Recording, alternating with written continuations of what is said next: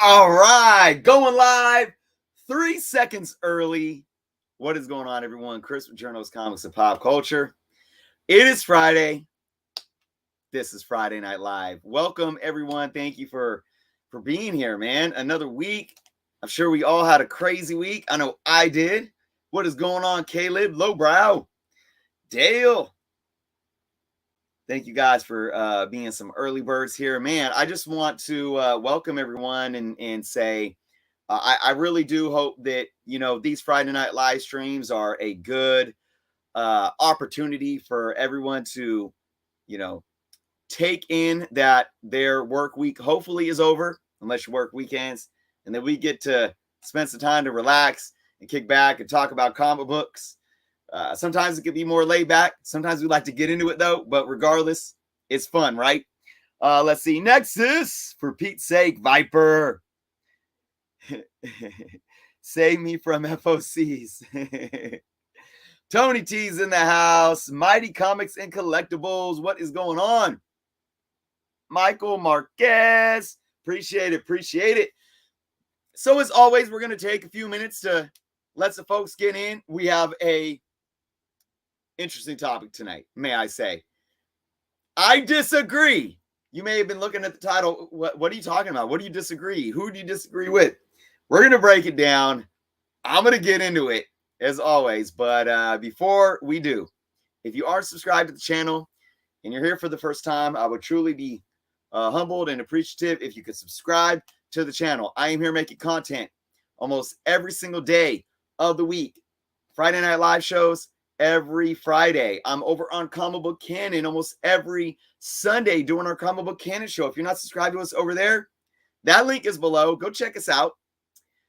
I make videos about absolutely and almost anything related to comics, whether it be unboxings, comic book investing, speculation as well, collecting tips, storage tips, protection tips, all kind of stuff. I cover it. So again, I appreciate all you guys for being here. Let's see. Let's talk about some updates to the channel. Dan's here. Peter's here. You guys are awesome. Big shout out to Dale because I just shipped Dale's custom artwork, the Batman artwork that he donated to me, which I then donated and paid it forward. I believe Raymond's in the house. Congrats to Raymond for winning that. That is going to find a new home, that beautiful 11x17 artwork. So, updates, folks. We are just over a week away from my next Whatnot sale. Okay? If you guys aren't following me on the Whatnot app, I like to do this. I like to show you guys. That link is below to the Whatnot app. Okay? You download the Whatnot app, you get everything set up. You go find me at Jerno's Comics. No underscore like it is everywhere else. Jerno's Comics, there I am. I'm at 701 followers, so thank you to all my followers. When we get to 1,000 followers, I'm going to be doing a slab giveaway. But I do have my next show scheduled for Tuesday, May 31st at 2 p.m. Pacific. That's 5 p.m. Eastern. And it is another bargain haul. We're going to be doing a lot of $1 and $2 starting bids. You guys can find my show there. You can click on the little, notification bell. And of course, I will always be adding buy it now items. You can see, you go in the show and see the little price tag. You could go in there. You could see all the buy it now items listed. And you guys can make purchases before the show even goes live. Once I go live, all those buy it now items, one by one, get put up for auction. I guarantee, my motto, I guarantee that my buy it now prices will be any online major retailer like Midtown or My Comic Shop. Josh Z, what's going on? Pedro, Jacob, what's up, guys? So, Tuesday, March 31st, 2 p.m. Pacific, 5 p.m. Eastern on the Whatnot. Guys, and keep your fingers crossed for me.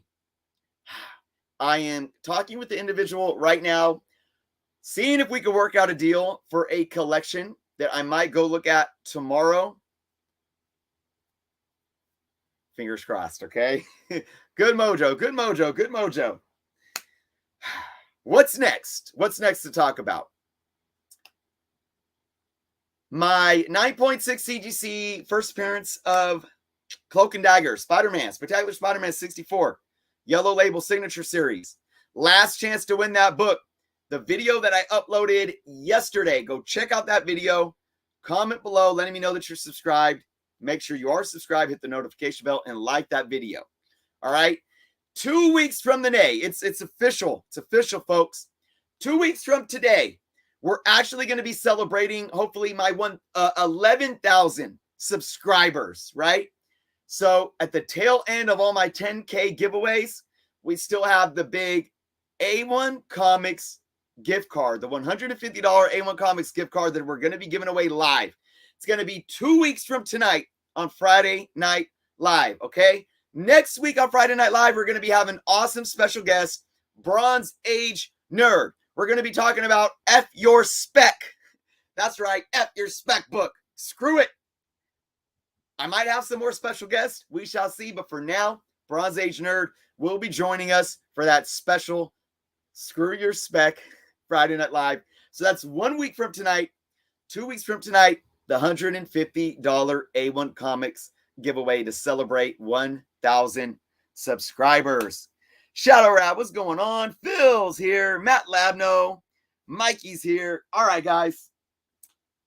Anything else? Anything else? I think that's all that I can think of right now. And again, Sunday, we're going to be live with our 101st episode of Comic Book Canon, 5 p.m. Pacific, 8 p.m. Eastern this Sunday. Awesome special guest, Brian McCrae. Formerly of Tales from the Flip Side, currently of The Amazing. He's going to be our awesome special guest co-host on Comic Book Canon this Sunday. So I hope to see you guys over there for sure. JLS, what are we disagreeing with? I disagree with you for just being here. No, I'm just kidding. We're going to get into that, right? We're going to get into that right now, folks. It is time to get into the topic of discussion. And at the tail end, we'll do what we usually do. We'll do one of my favorite segments, The Whole Truth and Nothing But the Truth, right? It might be a little shorter this week, just because I do want to get to watching some NBA basketball tonight, as well as getting some books graded and added to my whatnot inventory for my next sale. But the topic of discussion tonight, folks, I disagree. Caleb, Laddie, what's going on? Thanks for being here. Thanks for being here. All right, everyone. I disagree. So the premise of this video has to do with the fact that for me, it is very, very hard for me to not speak my mind. Many of you may know that. And it's not just here on, YouTube with Jerno's Comics. It's who I am. It's a part of who I am. I have a rich background in argumentation and debate, right? I'm a deep critical thinker, and I think that is a part of what drives me. But the one thing that I always like to say to everyone, whether it's in my personal life, whether it's as an educator or if it's here on YouTube, it's always good to have different perspectives brought to the table. If everyone just agreed with each other all of the time, life would be extremely boring. Comic books would be extremely boring. We need to challenge each other with different perspectives. We need to challenge each other with argumentation. Right? Buddy, what's going on, buddy? Silver Age Surfer, what's up? Matthew, right? So, when we disagree, it shouldn't be a negative thing, right? We should be able to agree to disagree, or we should be able to dive into conversations and at least hear the other person's perspective. Sometimes when we do that, we come to some middle grounds where we can start learning from each other. And maybe we still disagree on some things, but we made headway to where we can agree on other things, right? A disagreement isn't always just black and white. We could be discussing this whole kind of, biosphere of topics and issues, and we could go into it not agreeing on anything. But then when we start existing in the biosphere and we start sharing perspective, throwing things around, then we can at least form some type of things within there to where we connect and agree on, while some things are still lingering to say, no, we still disagree on these aspects. This is all healthy.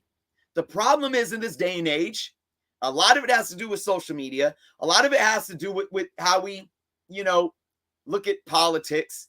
We can't even party politics, or just not even party politics, because politicians fight amongst each other, right?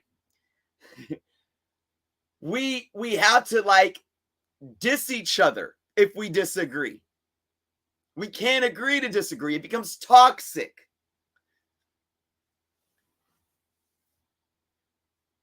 My issue that I want to talk about tonight, I like that, JLS. I'm going to bring this up just because I like it so much. It's okay to disagree. The key is to not be disagreeable. And that all comes to how we treat each other, right? At the end of the day. DJ Moonchild. I'm bringing this up tonight for a very specific reason. And that reason is this. For many of you, you probably know that I do the best I can to read every single comment. Now, as my channel's grown, of course, that it gets harder and harder to do. I apologize if I miss some of your guys' comments once in a while. Sometimes it takes me weeks. I'm still playing. I take time out of my days. I'll go back 2 or 3 weeks plus to comments that I never got to respond to try to respond to, because I think it's imperative that I continue to connect and interact with you guys and build those discussions with you guys, right? And I don't just heart your comments and not read. I read. If I heart your comment, I'm reading it. But by me doing this, I often respond. And sometimes people may not like my response. I may disagree with you, or you may disagree with my response. I'm getting to a point here, guys. The majority of times that this happens, I get people that unsubscribe from me, which is, it is what it is. But the majority of times that this happens, and I usually, look, I always, as long as somebody's being respectful, even if I disagree with them, I'll heart their comment just to acknowledge them. I acknowledge you for being here, for watching the video, and for taking the time to comment. And then I'll respond, and I do my best to let them know, because I know sometimes when we read words on screen, it's hard to gauge intent, right? But I do my best to say, respectfully, I disagree, and here's why. And when I say respectfully, I disagree, I do that to make them know that I'm diving into this disagreeing to have a respectful argument or a respectful debate. And when I say argument, I don't mean yelling and bickering at each other. An argument, in terms of argumentation, is still a positive form of communication. So if you guys hear me saying argument, it's not a negative thing. We all should be able to argue our points respectfully. So somebody says something in the comments, I take the time to read it. I acknowledge them. I appreciate them for commenting. And then I say, but respectfully, I disagree. A lot of times too, just like I said about this biosphere where it's not black and white, I'll even say I disagree about this, but then I actually agree with you on that. The majority of times when I do this, do you know what I get back in response? Do you know the responses that I get back? More often than not, the responses that I get back are on the lines of this. You know, you're on YouTube and not everyone's going to agree with you. So, what are some other things? Some other things are you can't you have a problem. You can't hear anybody else's opinion if it's different than your own. And I start scratching my head. And then they're like, you know, I get the no need to respond. Like, the point I'm trying to make is this. More often than not, I'll make a video saying something that somebody disagrees with. They comment disagreeing with me. And then if I comment back disagreeing with them, it's a problem. I feel like, Wanda, how is that fair? Right? That makes no sense. It's a deflection tactic in my book. So people want the ability to engage with me in the comments, but they don't, you know, disagreeing. But when I come back and say, okay, so now you want to debate, and I start debating with them, it's a problem.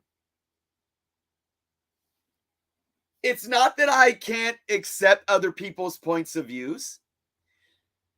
It's not that you know, I can't, you know, I'm not acknowledging that people are going to have different points of views. The point is, if I'm making a point, you have the right to challenge it, and then I have the right to challenge you. Is this not how argumentation and debate works? And at the end of the day, none of this should ever come to anybody being rude, disrespectful, or saying, I'm done with, you know, unsubscribing from somebody's channel. So again, like, what is, and I don't know, maybe there's some people here right now. If I do a video on the state of the market and you disagree with me, and then I come back in the comments say, okay, respectfully though, I do disagree. Here's why. And you guys, for those that know me, you know that if I have an argument, if there's something that I am debating, I do my best to fire with a loaded gun, meaning I've done my research, I've done my due diligence, and I stand on my own in my own defense. And I'm confident in that. And I don't mean to come off as cocky, but I think I encourage everyone to be confident in their argument, in their debate. But in order to be confident, you need to make sure that you do the research. You need to make sure that you understand the difference between fact and opinion. You need to understand credible sources next to non-credible sources, et cetera, et cetera. So I don't know. What is the mentality of people that will watch a YouTuber say something about a topic and they'll comment with a different perspective? But then when that YouTuber actually reads their comment and comes back disagreeing respectfully, why do they get offended so much to the extent that they unsubscribe from a channel?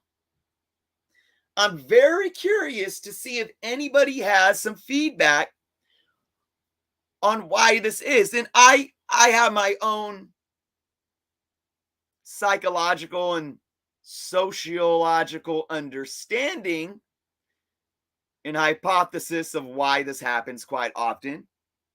But I would love to hear some perspective in the comments. White Devil, what's going on? Matthew, right? You guys are already jumping. Yeah, let's get into some argument here. X11.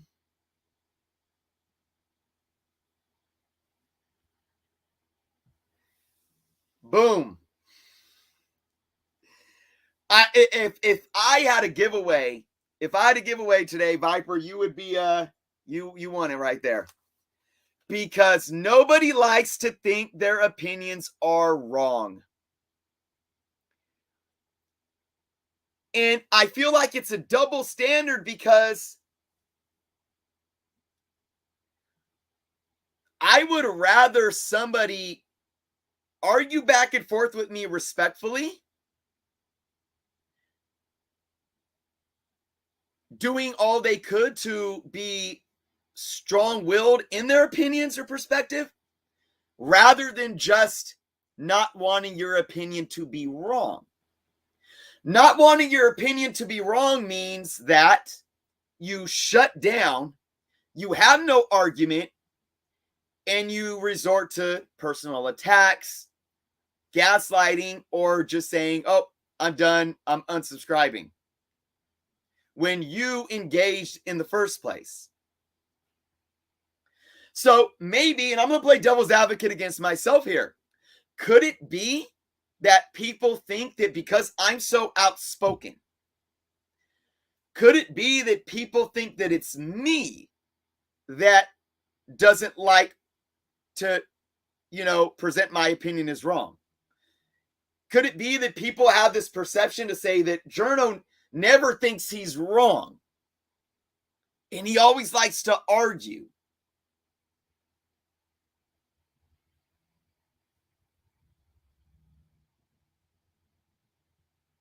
Another great comment here. Some people don't have the emotional intelligence to have their viewpoint challenged, and unsubscribing is a way to not deal with it. And I love this because it goes exactly to what I was just saying about perception.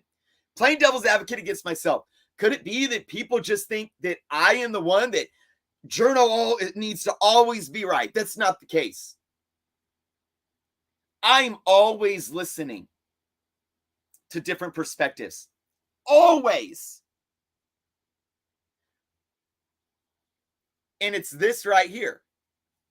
The fact that I'm able to argue my opinion and not cop out or make personal attacks, resort to name calling or belittling or gaslighting, is because I believe that I am able to educate myself enough to have a certain amount of intelligence to be able to debate a topic of discussion, even if I don't know everything, and I think everyone else should be able to do the same.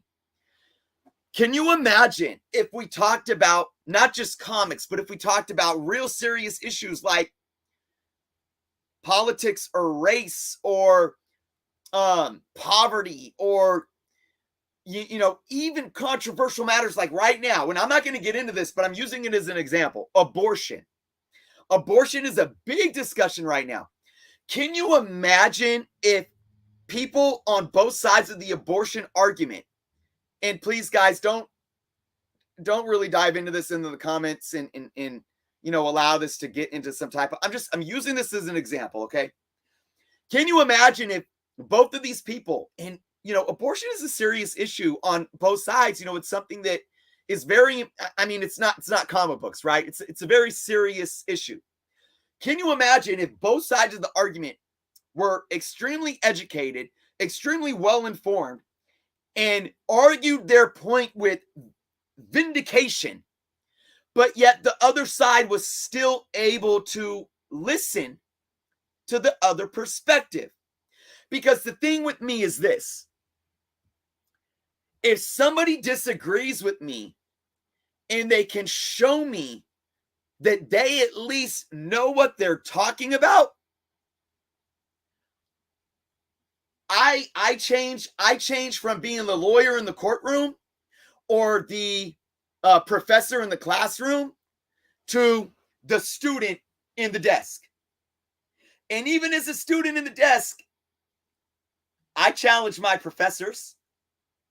So again, maybe at times I have a platform where I'm in front of a screen and I'm sitting here and I'm talking to you guys. Maybe at times it is that I'm like a professor in a classroom and you guys are watching, taking notes. But that doesn't mean you can't raise your hands and challenge the professor. It doesn't mean that we can't switch roles.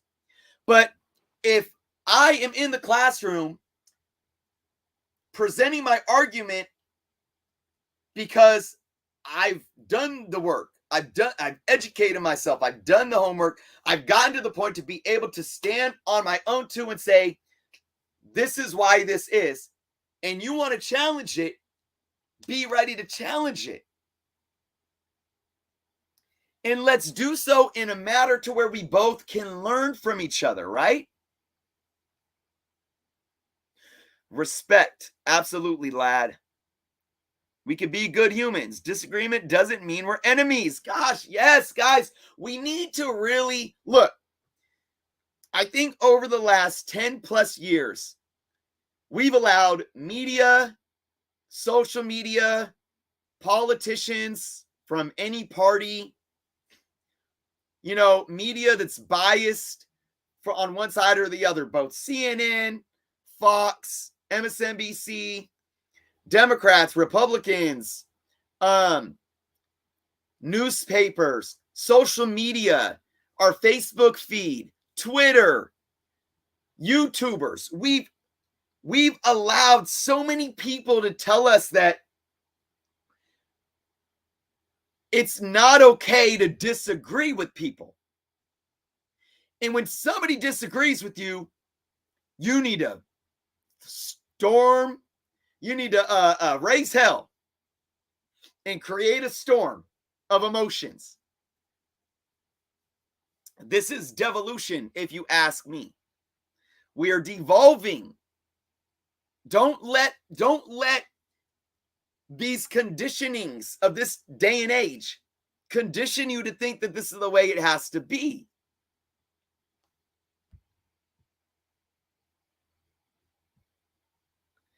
Let's see if we got some other raising elms in the house. Chris Verde, Nick. Let's see what we got. You guys are going on about the first cameo and full. Jason E, what's up? Christopher Johnson. Appreciate it, man. Bronze Age is here. Let's see what Bronze Age says. Bronze Age says, when I have a strong opinion on my show, people tend to act like it's some big deal. I think it's because of how I present my arguments and my passion for the discussion, but it's still an opinion. Here's the thing, Bronze Age, I will say about you, and maybe, I'll tell you guys, everyone has their own personality, okay? Everyone might come from the same place in terms of their intent, but it comes out differently. And I will say, I'm pretty fiery. And Bronze Age, if I can speak to you, at least my opinion of you, Bronze Age has a very cool demeanor. He's very, calm waters, even when he's passionate about something. He has a very good stern voice, but he's very calm and collected. Me, guys, I'm sorry. I can't help it. I'm fiery. I'm animated. I get into it. It's kind of like, I don't know. That's just how I am. I'm being Sicilian. I talk with my hands, and, as a musician, as a rapper, it's like I'm kind of holding the mic and I'm doing my thing and I get into it. So, but I think the intent is always the same. If you're true to your intent and your convictions, people are going to deliver their opinions and their perspectives differently. But if we can't have the conversation, it doesn't matter what my intent is, because you're going to perceive me in the way that you're going to perceive me. And it could be a fallacious perception of the point that I'm trying to get out. So for those people that watch my videos and see me disagreeing with them, I feel they're not allowing themselves to step out of this preconceived notion of my intent and who I am. And we're not able to have a conversation and find some middle ground.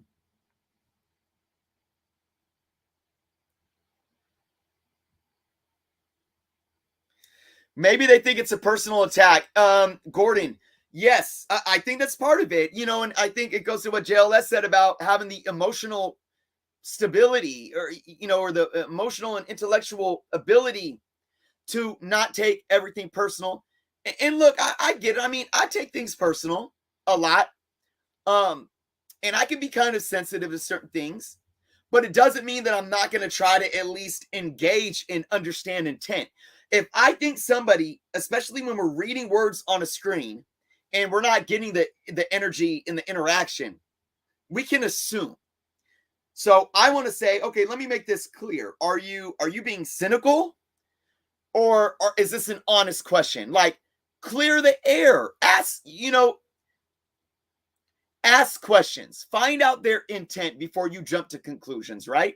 That's another thing that we can do when we're communicating with each other on social media, especially, right? When we're just typing. Clarify things or give them the opportunity to clarify. Okay, is this how you're coming? Or am I misinterpreting your intent? Right? Thanks, Dale. Appreciate it. Okay, like Kenshi here. And Kenshi, I'm going to challenge you right now. Kenshi's watched my channel for a long time. Appreciate it, Kenshi. I see, and I know my folks. Kenshi, I've agreed with you a lot in the comments. I think sometimes you've gotten out of line a little bit, but let's take this statement right here. Kenshi makes a comment. Feminism is killing comics and movies. Am I going to get like, first off, I disagree. I disagree with him or her. Him or her. I apologize. I don't know if them. I disagree with them.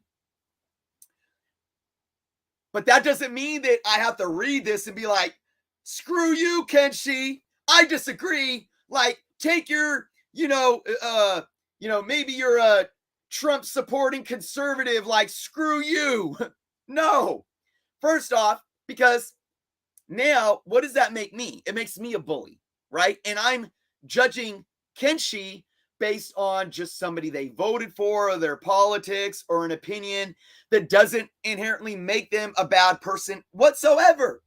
They have the right to express this opinion. Now, how do we engage in a conversation like this? Because first off, this is a blanket statement. It's an extreme blanket generalization, right? So I would say, Kenshi, okay, it's a very broad generalization. I think comics and movies are going strong. You know what I think's killing movies? Big budgets with crappy scripts, which has nothing to do with any isms besides, well, maybe capitalism, because it's just people wanting money and it sells, right? So nobody wants to tell a good story. Hey, we got CGI and explosions. There you go. We're making $1 billion. I think comics are just fine. However you want to define feminism, I don't see feminism at all in the majority of comics. Is there feminism out there? Absolutely. Now, I also think that we got to look at how we define feminism. There's so much layered here. So let's start the discussion. And then we open the door for Kenshi to come and say, well, let me give you some examples. Boom, boom, boom, boom, and boom. Right?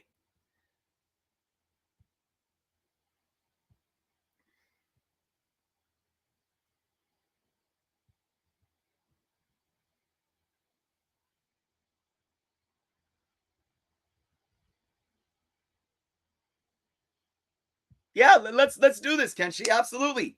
They are trying to replace all white male leads with women of color. Okay. First off, nobody's replacing the white male leads in the MCU. You have to understand that Chris Evans, Captain America, is no longer there because he doesn't have a contract. He fulfilled his contract. Robert Downey Jr. fulfilled his contract. Who else is gone? Thor's still there, white male. Quill's still there, white male. Peter Parker's still there, white male. Mark Ruffalo's still there, white male. Yes, he's a side character to She-Hulk, but She-Hulk is a comic character that has been around for 40 years, 40 plus years. Nobody's replacing him. I think, we're still going to see him in other, whatever. We know Warlock's coming, white male. Nova's coming, both of them, 2 white males. Fantastic Four, Reed Richards, white male. So while, yes, we are seeing more women, we are seeing more, not only women, but individuals of color, because we have, Anthony Mackie stepping in the role as Captain America, but he was already there as Falcon. You have a lot more ethnicities and you have a lot more females coming up, but nobody. So Kenshi, I just nullified your argument so far. Nobody has replaced anything. And if you look at even taking out the white males that are not there anymore, look at the ratio of white males to minorities. The white male minority is still crippling the minority ratio, and that's including women and men minorities. So again, this isn't a matter of opinion. You see, this is how we argue. This is how we debate. Everything Kenshi stated, basically made a thesis statement, right? Feminism is destroying comics and movies. Thesis statement, boom. Now you do the dance. You bring up your supporting evidence and you talk about it. So they brought up their supporting evidence. They are trying to replace all white males, white male leads with women of color. And I just proved that that is false. This is how we argue. Now, there should be no disrespect here. There should be no reason to belittle anyone or unsubscribe for anyone. We are having a passionate yet respectful debate. So let's see. Okay. Next is it's mostly feminism. So now you're retracting and going back with fluff. There's nothing there. You have no argument yet to solidify and validate your thesis statement. Give me evidence, give me facts to validate your thesis statement that feminism is ruining comic books and movies. Now, I talked about movies. Let's talk about comic books. While they continue to create new mantles for old mantles, Thor, Jane Foster, Thor, Spider-Man, there's Miles Morales, there's Silk, there's all these different spider people, right? Nobody's replacing the white males. Steve Rogers is still Captain America in the comics. Peter Parker is still Spider-Man in the comics. Tony Stark is still Iron Man in the comics. Reed Richards and the whole Fantastic Four are all white, and there's still those characters in the comics. The Novas, still white males in the comics. Quill, still a white male in the comics. Clark Kent, DC, still there, even though they have other Supermen. Bruce Wayne, still there, even though they have future state Black Superman. Even though they did Man Bat, 20 years ago now, whenever that was. So nobody is replacing lead white males. There's no evidence there.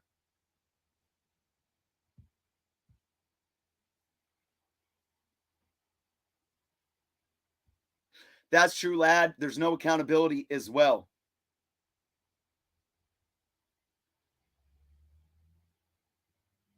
Yep. Crappy writing all day. Crappy writing.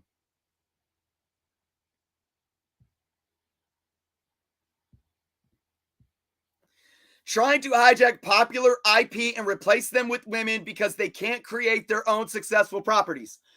All right. Let's do this. Nobody's hijacking them.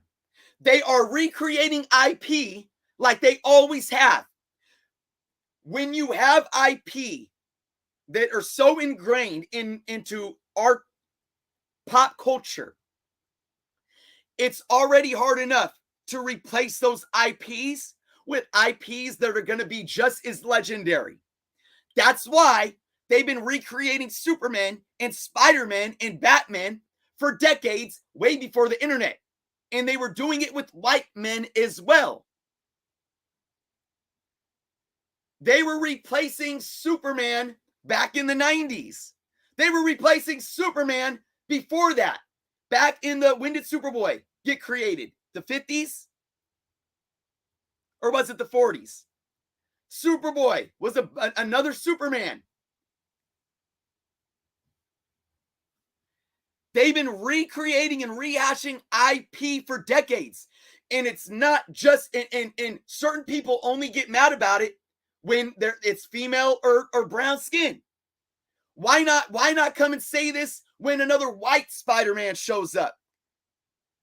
When another white Superman takes the mantle? I'm just questioning. I'm questioning. But let's look at this. I'm going to bring something up on screen.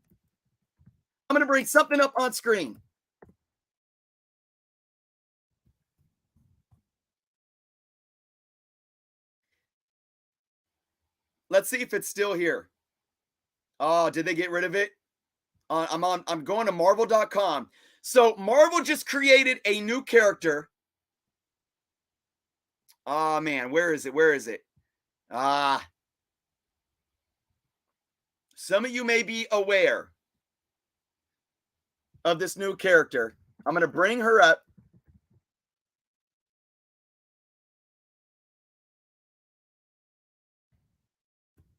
Give me one moment. Here we go.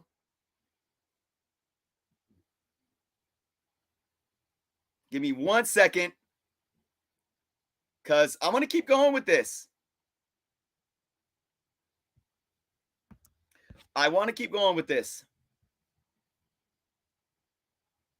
All right, I'm going to bring this up on screen.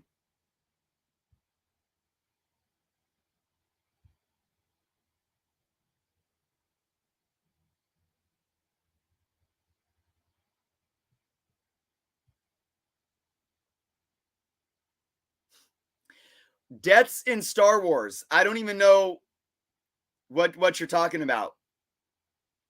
Moving on from older characters where everyone was white except for Lando. So we don't even take that into consideration either. All the deaths in Marvel movies. Again, you go back to the original cast. Their time's expiring. It's that simple. It has nothing to, you're injecting race into something that has nothing to do with race. No more Tony Stark, no more Steve Rogers, no more Natasha Romanoff. Has nothing to do with race. It has to do with the actors losing their contract or being done with their contracts. So although it may be 99% white males, which is just a false created number, the majority of the main leads are still white males.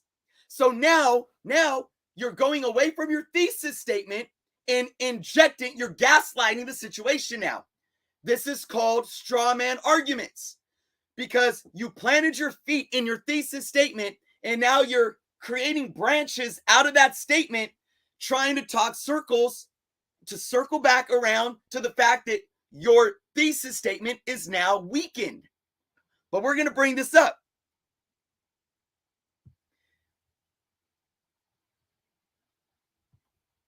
And Kenshi, I want your opinion on this.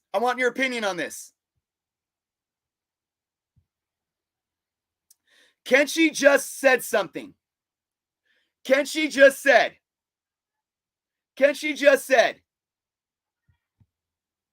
trying to hijack popular IP and replace them with women because they can't create their own successful properties. Can she? I want to know what you think of this character right here. This is Escapade. Escapade is trans. I would love to hear what you think of this character right here. This is a trans woman character that Marvel just created.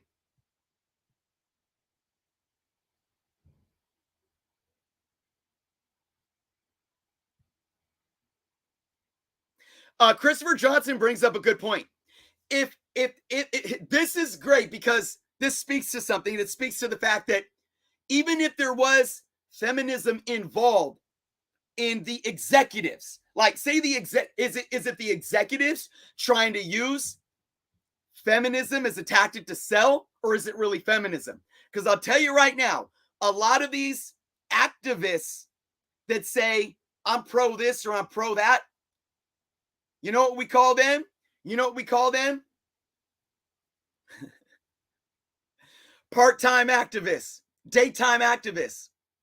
You know, it's not real. It's not real. If that is even the case. Oh my gosh, all the heroes have daughters. You're gaslighting. You're gaslighting. Straw man argument. What is... All the heroes have daughters. What is that? I'm going to go back to your... Do we not have daughters in real life?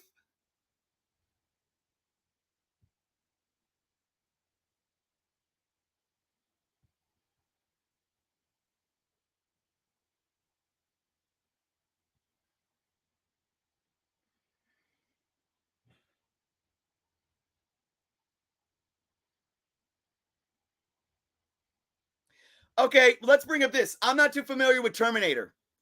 If they're trying to replace, if they're replacing Terminator with women, though, why does that inherently, why is that a bad thing? Why is it a bad thing? I'm just saying. If the Terminator franchise was carried by men for decades, why is it a bad thing to say, well, let's put a few women as main characters now? Why is that a bad thing? That's an honest question. I would love to hear some people's opinions. You will never replace Captain America or Thor, Odin's son, or Steve Rogers, Mark D. Never. Matthew Wright, this isn't going down a bad path at all.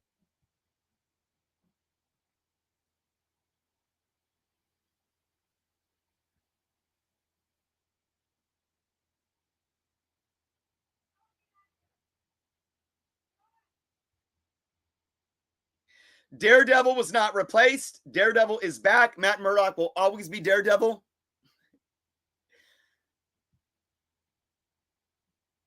Yeah, the Terminator, the first film, the lead was a woman.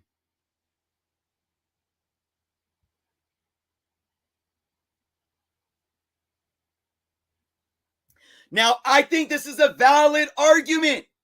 See, Kenshi, I still want to get to what you said about this character, but this is, let's go back to Kenshi's thesis statement. Feminism is destroying comics and movies. I like this better. Instead of saying it's some extreme that you can't back up with solidified fact, why don't we say something like this? With this shift in focus on gender or female characters, I'm critical of it because I'm wondering if it's just Marvel trying to sell to a new crowd. That as a thesis statement is something that I could sit and take in and say, okay, I'm listening. So Kenshi, I hope that, you know, and again, I'm not trying to devalue your personal opinions, but I'm sorry. Your thesis statement was so extreme and is still yet to be backed up. Maybe take in what Viper said here as a woman. She is a woman that is saying, how are we creating these female characters? Right? Are we doing it in a way just because we want to sell to a different audience and it's just not working? Is that where the problem comes in? Instead of picking up this pitchfork and making it all about these isms and, saying feminism's this. Let's get down to practicality. Let's start naming what it is, identifying what these real factors are that could be working or not working.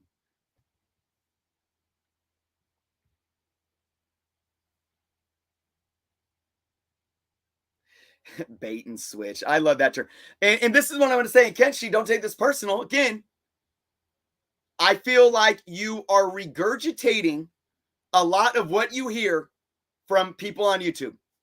That's what I feel. You have not today. You have not said one thing that I have not heard before verbatim. You have not made one statement that doesn't sound verbatim like groupthink. That's regurgitated rhetoric. And I'm not saying there's no truth in there somewhere, but I'm saying, give me you. What do you think? Stop watching somebody's YouTube video and reading the comments and group thinking and regurgitating line for line, word for word, everything that they are saying. Think for yourself. Show me that you're a human being and tell me why you really have a problem with it. Did you read a comic and you found something in there to where this isn't right? Did you watch a movie, or are you just saying, oh, look, it's a woman, bad, feminism. Oh, look, they're brown skin, bad. Bait and switch. There's no substance there. There's nothing there. You have no argument yet. But I'm behind on comments. I want to get to what you think of this new character.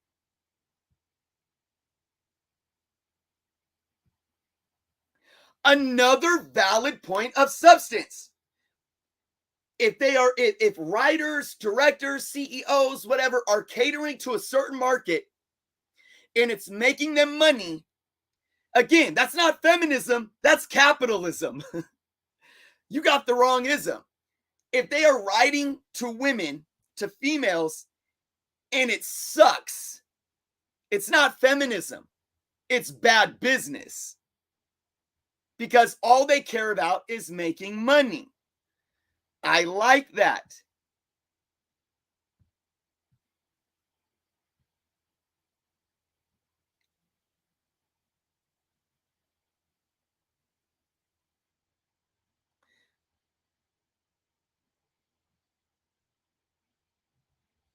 All right, still trying to get to Kenshi's. I want to hear what Kenshi said. So I'm going to skip some of these because I want to get straight to Kenshi. I won't even go into your Star Wars argument because all of the older characters were going to die. They just happen to all be white because back then 99% of characters were white, and we're not going to get into why that was.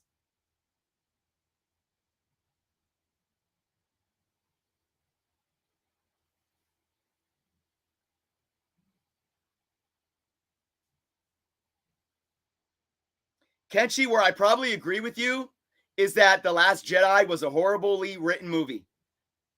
That's probably, but I'm not going to blame it on an ism or women or minorities or race, but I'll probably agree with you 100%. And see, this is what I talked about, this biosphere, guys.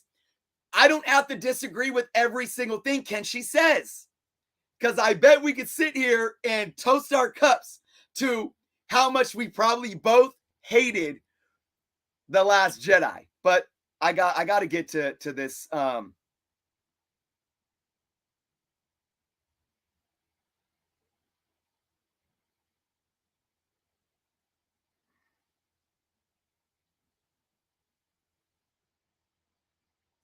Okay, so Kenshi, I asked you what you thought of this character.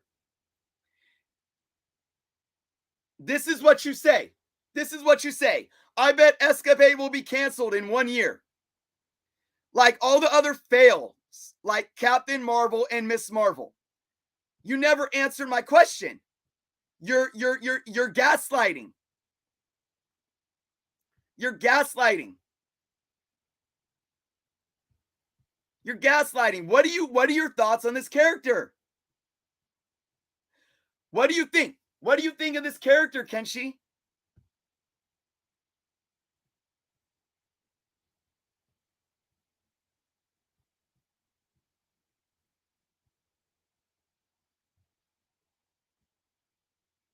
And by the way, Matt Murdock just got announced he will be having another Daredevil show on Disney Plus. So nobody else's Daredevil other than a white male.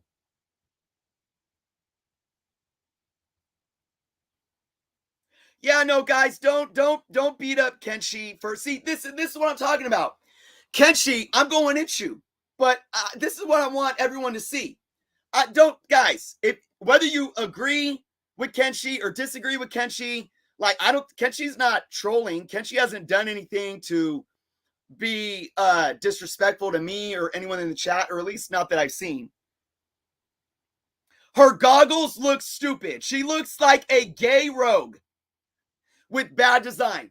Kenshi, I'm sorry. Look, again, you prove my point.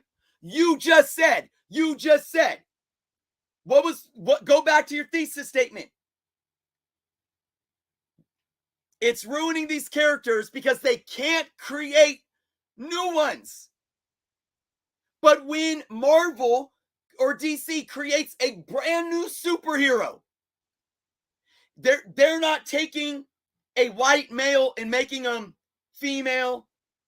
They're not taking a white male and making them bisexual or gay. They're not taking an established mantle and making them black, female, or gay, or LGBTQ. They're saying, we're not going to touch those characters. We're going to create a brand new one because you people that say the same thing that you say always use that as an argument. But when they do this, you still got a problem with it. So you know what that shows me? You really don't have an argument, and you might have to look in the mirror to really think why you are filled with so much aggression and anger and disdain for anything that isn't white or male, or if it's female, that isn't heterosexual and overly over-sexualized. You have to ask yourself, why do you have a problem with something that isn't white and male or female that isn't overly sexualized to appeal to the male's sexual drive? You provided no substance to your thesis statement whatsoever. Now, to your point, though, I give huge credit to Viper. Viper actually brought up more valid points to what you were trying to argue than you did.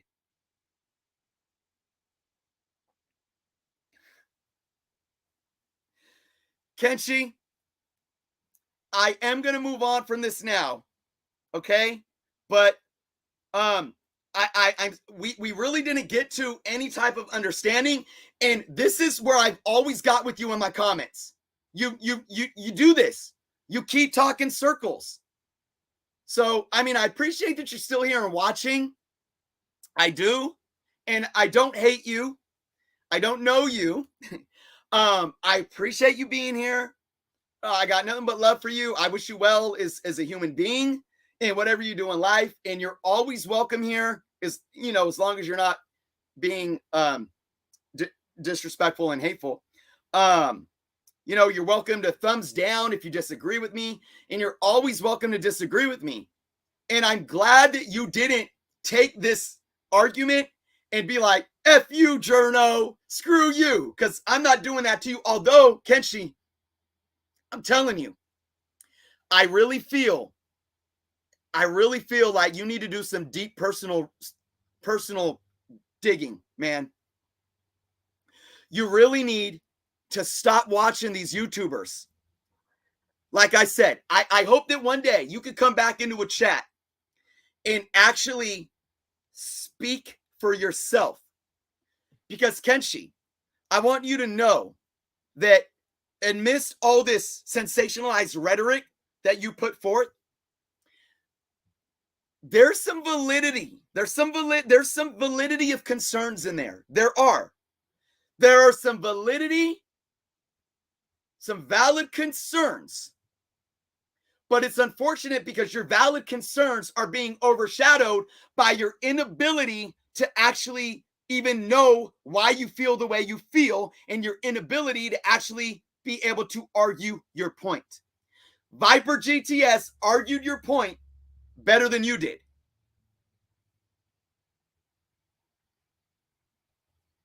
Because Kenshi, you didn't provide me anything to tell me why you feel the way that you do. You said it's garbage, it's horrible, it's women, they're gay, they're Asian, they're daughters. That's all you said. There's nothing there. We are going to move away from this, though. That was unexpected. Wow. That was very unexpected. But I got it. Chat, I want you to see. I handed it to Kenshi because I got into that and I rode Kenshi. I rode him. But Kenshi took it and is still here. And if I wanted to, we'd probably still going at it. And if Kenshi was here with me in person, I would give Kenshi a dap and a hug and say, I think you might have some stuff rooted in you that you need to address, but you know, it's all love. It's all love. Oh man, Jenny's Comic Light, thank you so much. It's Comic Dark Crisis. Uh-oh. So I hope this kind of shed light. This can kind of shed light on how two people can get absolutely heated. I mean, you may see it like that. I'm not heated, but I'm going in. I'm like, but yet there's no hate. And yeah, it can be frustrating trying to argue a point, especially when I feel like somebody's talking circles around me. But it's all good. No. See. I hope this is a joke. I hope this is a joke. And Comic Fan, I don't want to put you on blast. That's where it's like, you know, I don't care if he or she is a Republican. I don't care who they vote for. It's not about that. That's come on. It's not how we get down. I said before, when I go to the ballot, I don't look at party. I guarantee you, when I'm voting on my local ballot, I probably voted for a couple Democrats, a couple Republicans, and a couple independents. It's not about that.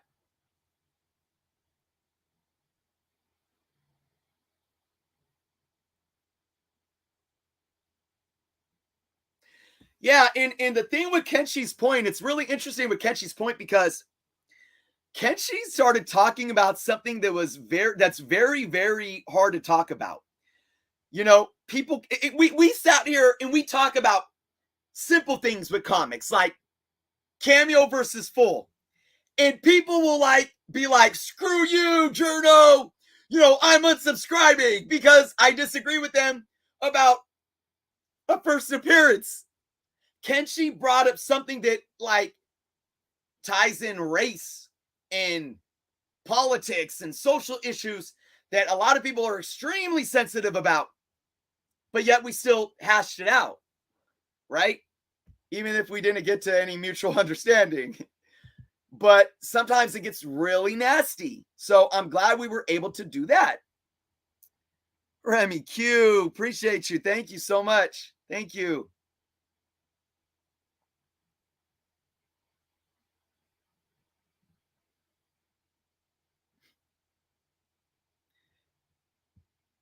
Oh, Matthew. No. We're not. Yeah, let's not get back to that. Tex Critter.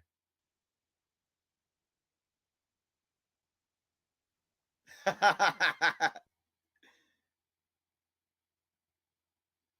right, let me catch up on these comments, guys. We got Louie in the house.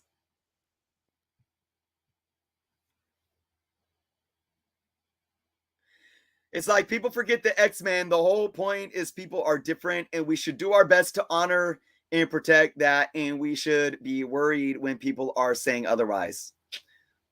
Valid point, Louis Logics. Yep.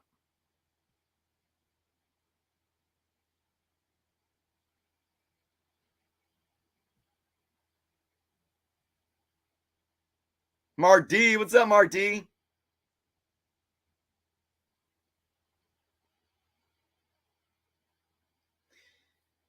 Tribal warfare, absolutely.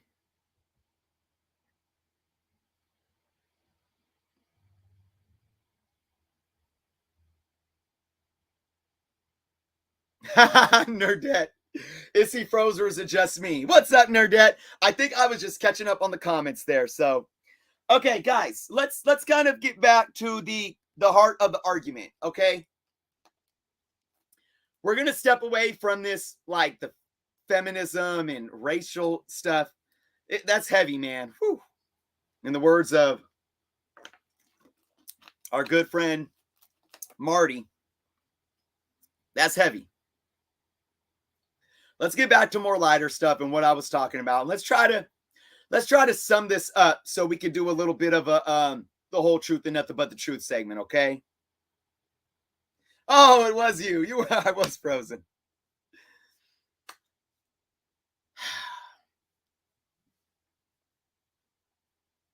I want folks, like, should I, moving forward with my channel.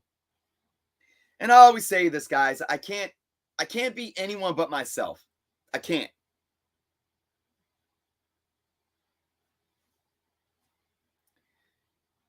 I am who I am. And the best that I can do is be the best me, just like the best that you all can do is be the best versions of you. And I know for me, the best version of me is somebody that truly cares about what I do here as Jerno's Comics. I care about comics, all aspects of comic books. I care about being a honest and decent human being. And I bring that to my channel. I care about the community. I care about interacting with my subscribers and my viewers. I care about being transparent in all that I do. I care about looking at this like a business and running it like a business because it is, and I'm transparent about that. And because of this, it goes back to why I'm reading comments in the first place. Would it serve me more justice to come here and utilize my platform as a one-way communication tool?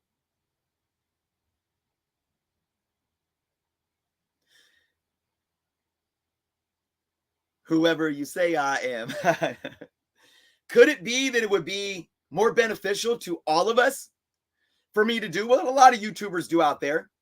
A lot of YouTubers, they come on YouTube, they make videos, and many of them don't even respond to comments. CX.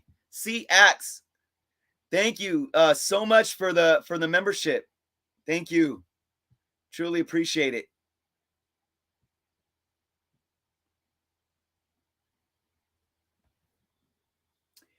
Would it be more beneficial for me to do that? To just talk at you all? I'll come here. I'll do my key comics to invest in, crunch my numbers, present the data like I do to help you guys with decision making on your investments, collecting, however you collect. Should I come here and do my collection tip videos, my pressing tip videos, market watch videos, whatever it may be?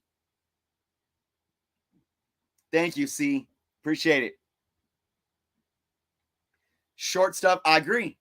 Mountain Air. Austin, what's going on, Austin? Like short stuff just said, I think interacting and responding makes it authentic. And I agree. I can't sit here. I can't sit here and just be a face and a voice in front of a screen without allowing it to be a two-way street. Even if that two-way street isn't me being a yes man. I can't have it be a two-way street and just click that heart button on all your comments and say, thanks. It's not me. And why it's not me, I don't want that to be you all either. I don't want Kenshi to come here and think everything they think and say, man, Jerno, I secretly don't agree with you, but I agree with everything you say. No, I don't want that. I want Kenshi to be able to listen to what I'm saying and open their mind. Try to get out of this pigeonhole of an argument, and even if they still believe what they believe, at least open up the dialogue.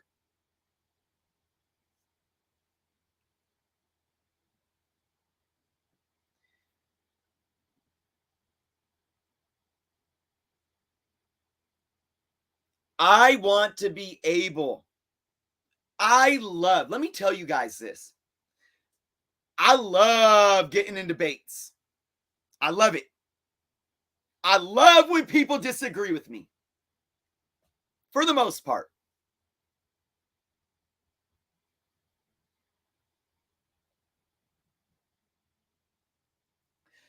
But I only love it because I know that once we start getting into a discussion, if we do it respectfully, both of us are going to come out wiser and better human beings.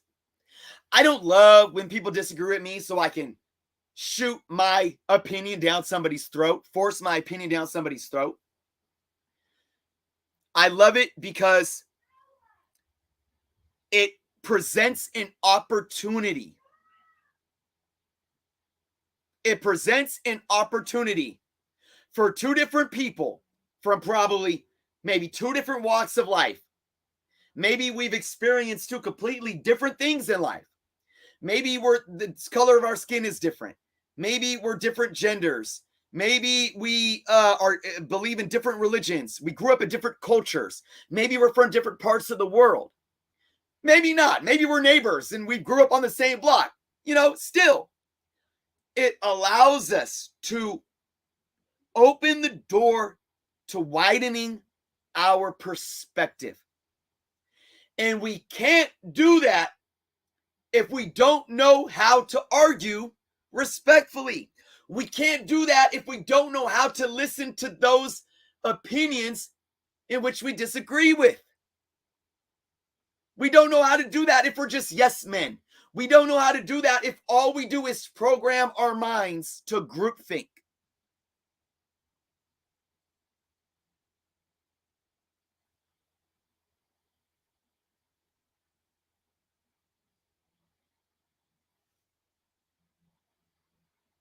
Yep. And like JLS said, I've said this before and I say it many times. And this is why, look, I don't know how old everyone here is in this chat, but I'm gonna encourage everyone in this chat.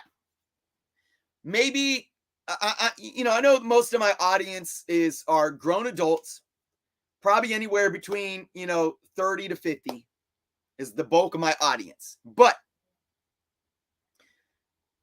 no matter how old you are, maybe you have a college degree, maybe you don't. I would challenge everyone here. Go to your local community college and see if they have a debate class. Mark D, I'm old. Community college doesn't cost that much. Take a class. Take a class for a couple of months. Just for fun. It'll make you a better human being. Los, what's going on, Los? It'll make you a better human being. Go take a debate class at your community college. The first thing you learn in debate is to be able to argue the point of view that you don't side with.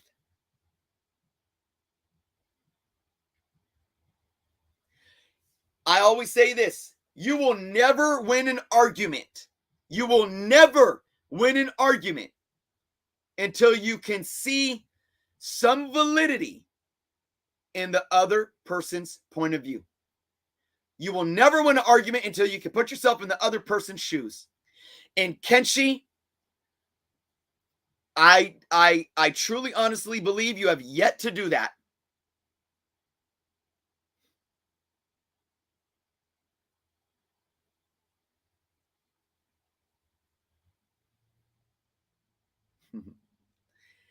I said it before and I'll say it again. When I was in debate class, we were given topics on abortion. We were given topics on the death penalty.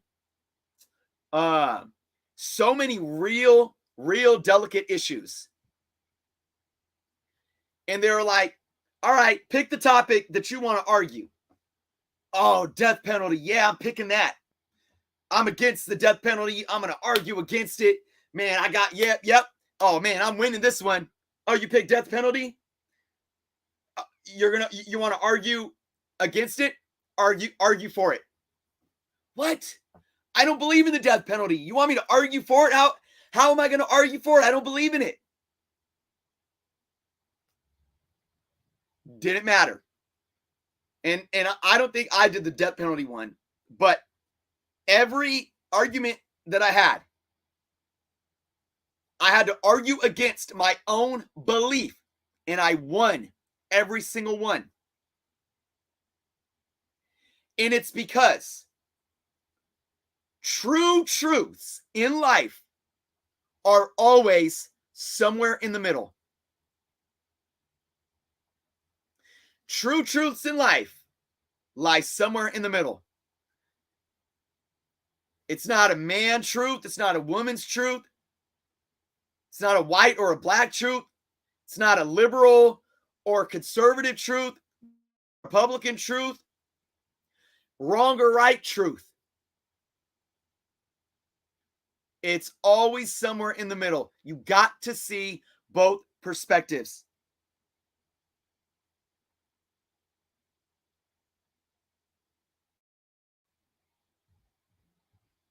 So, we're going to get to the whole truth and nothing but the truth now, but I want to finalize on this note.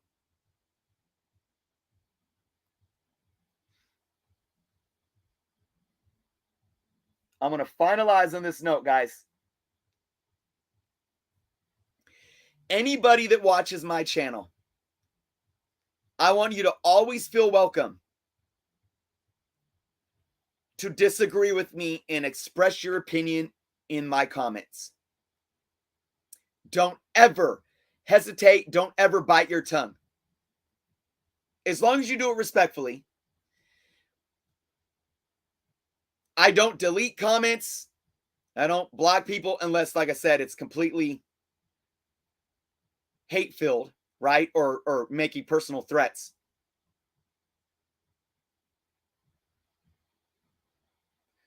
Never feel like you need to censor yourself on my channel. But I'll tell you this. If you're going to come in my comments with a very strong opinion,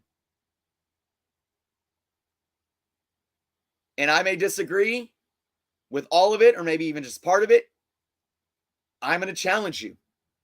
I'm going to challenge you. But just know that if I challenge you, I welcome you to challenge right back. But I'll tell you guys, I'm pretty confident.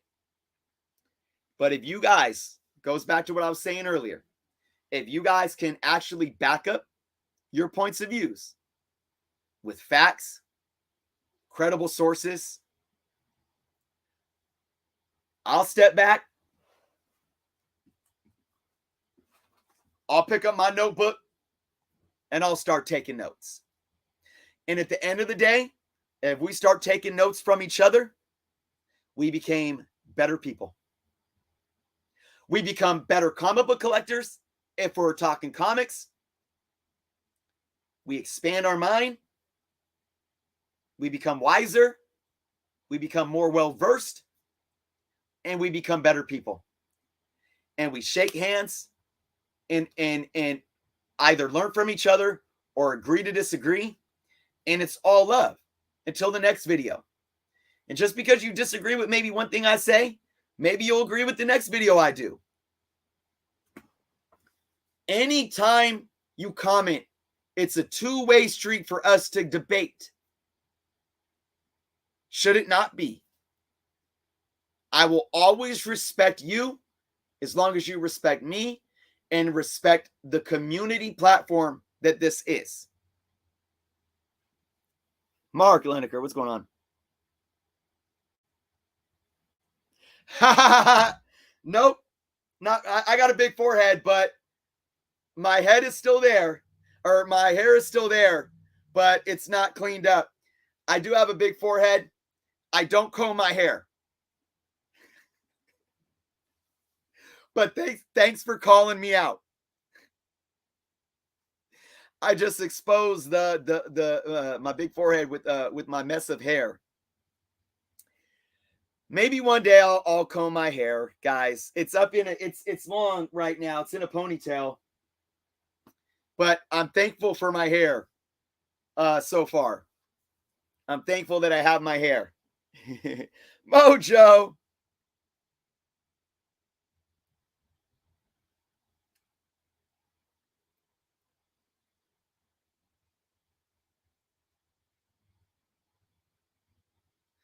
Wow, man. I'm in that right now. I'm using all that I can to bite my tongue and not comment on what's going on in this chat. And I know it's not, I don't know. I'm not even reading. I hope it's not getting ugly.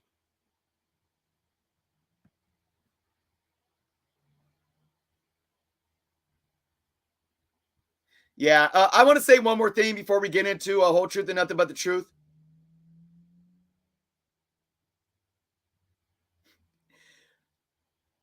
The way people, guys, just because you put hashtag facts doesn't make it fact. The age of social media devolution.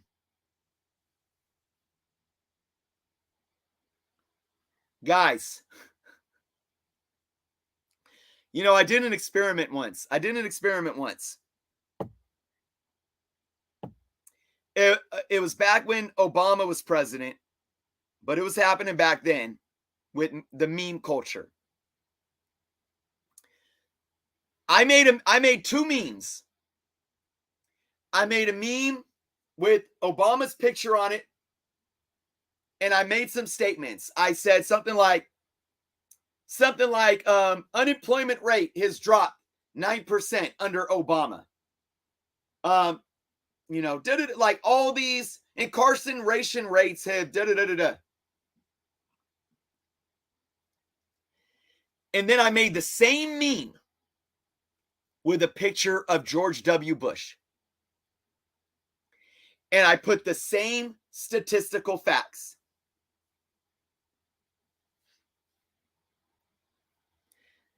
I shared one of them on Facebook. And everybody was liking it, and sharing it. Facts. Had to share. About a month later, I shared the same one with Obama's picture on it, with the same stats. Everyone's liking it. Man, that's truth commenting. Truth? Oh, man, go Obama. Or the other people were like, Bush. Republicans, Democrats. Share. Facts. I haven't seen this much truth in forever. 4 more years. This is, I'm not making this up. And I sat there and I laughed. I didn't laugh, actually. I facepalmed because it's sad. It was so sad how people want to be spoon-fed. information, if it is comforting to their preconceived biases, and everyone has them. I don't care if you're Democrat, Republican, I don't care if you're black, white, Muslim, Christian, Jewish, atheist. Everyone has their preconceived biases that make them comfortable, that they want to believe so badly because for some reason it validates their sense of reality. That you can make a meme. You can make a meme with no fact checking, with no credible source, and that you can be pulling it out of your ass. But they will see it, they will scroll, and they will see it, they will double tap, they will heart it, and they will share it thousands and thousands of times until it becomes their reality, until it becomes their truth. When it's a whole load of shit.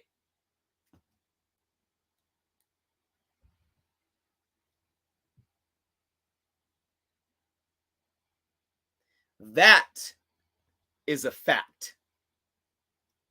Guys, don't just use the word fact because you think it sounds good in validating an opinion. And let me tell you something about opinions as well. The best opinions are backed up by credible, cited facts. Anybody could have opinion, but it doesn't mean that it's valid.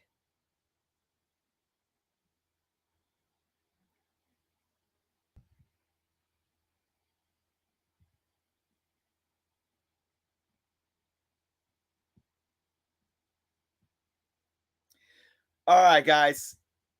Wow. So I didn't know that where that would go. I didn't know it would go where it went. I appreciate all you still being here.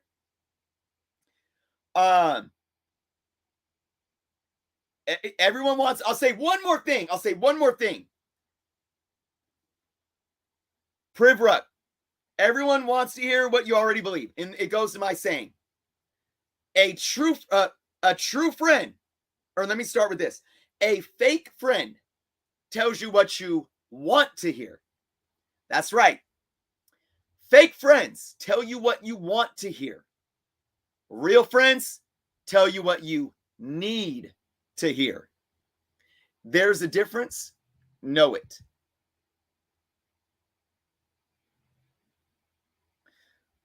I hope nobody's upset in the comments. We're going to get back to some fun, guys, because right now we are going to do, hold on.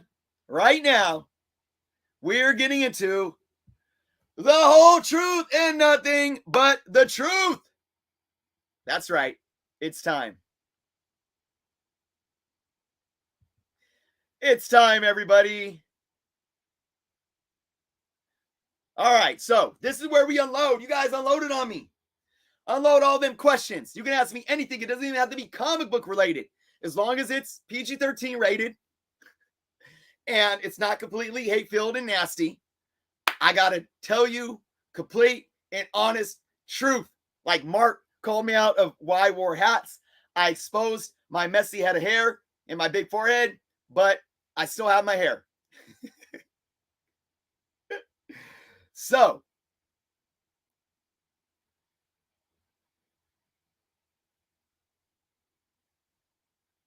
let's get with the questions. I saw one here already, or maybe I missed it.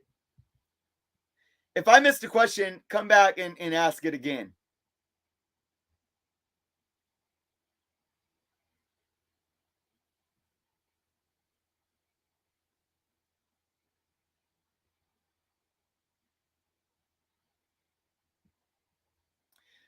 All right, guys. Oh, man. And Jenny's Comic Live. I didn't see this. I've seen it now. I would like to sell my entire comic collection for a total of $12,000 cash. Wow. Are you serious? Hey man, if you're serious, hit me up. Send me a message on Instagram or message me at Jerno Comics. Excuse me, Captain Jerno Comics at gmail.com. But thank you so much for the super chat.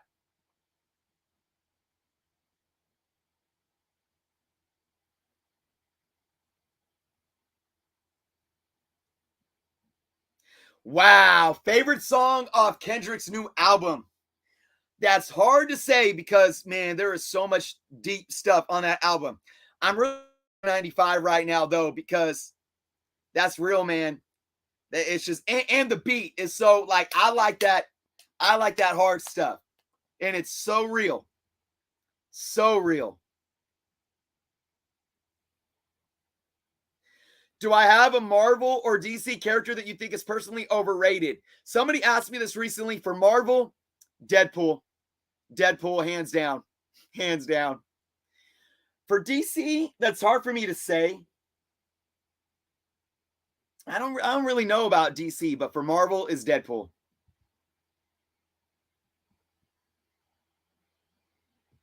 My keys come in pairs. I collect multiple items. That's awesome.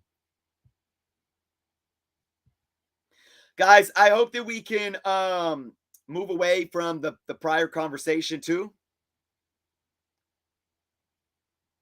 And focus on the whole truth and nothing but the truth. Oh, Dawn, favorite Tupac song. Somebody asked me this too. I don't have one favorite. Staring through my rear view, who do you believe in? Unconditional love. Hopeless. There's just too many of them, man. Too many of them. But my favorite, the top albums, Me Against the World, Machiavelli album. And then Still I Rise is up there too, because that album really helped save my life.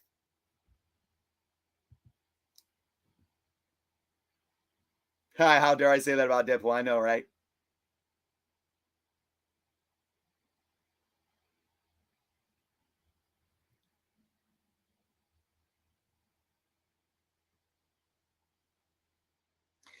House on Fire. Which comic do you save? Oh my God. I don't even like talking about this because it's like a bad mojo. Woo. It's not one comic though. I'm probably grabbing my box of slabs, which has my Fantastic Four 48 in it. And a lot of other ones. ASM 129.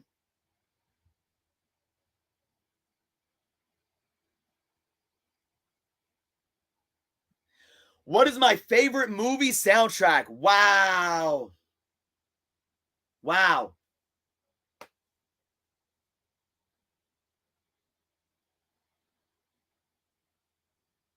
Wow.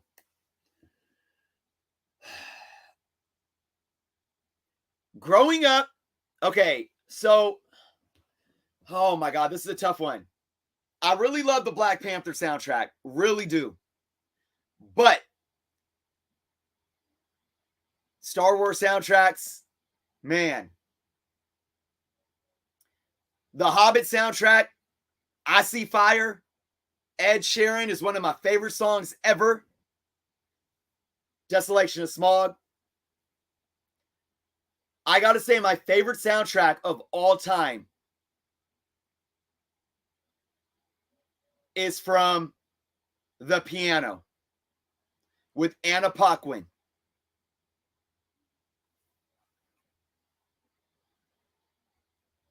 My favorite movie soundtrack of all time, The Piano with Anna Paquin.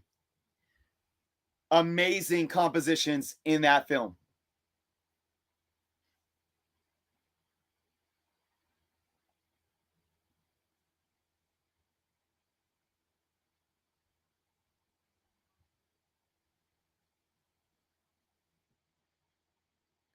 Heat or Celtics, man. I got to go with the Celtics. I got to go with the Celtics. Although I'm mad at the Celtics for what they did to little Isaiah Thomas. That was my dude. That was my dude, and they did him dirty. But it's all good. Straight Outta Compton is the greatest rap album ever. True or false? False. For many reasons. For many reasons. One, it's one of the greatest because of what it did to you. You always got to think about moving the culture forward. That moved the culture forward.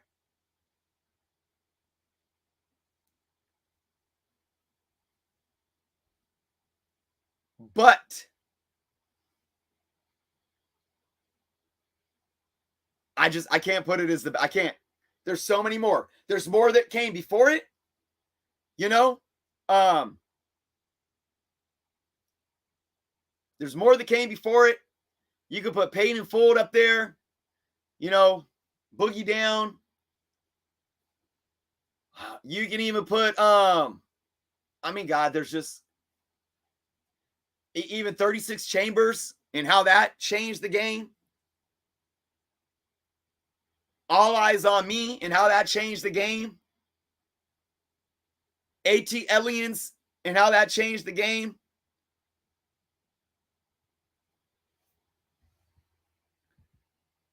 I can't say it's the greatest. Above the Rim was a great soundtrack, absolutely. So was Gang Related.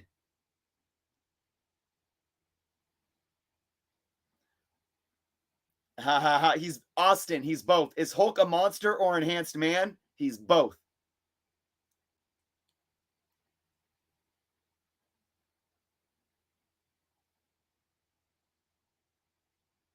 If I had said Warlock.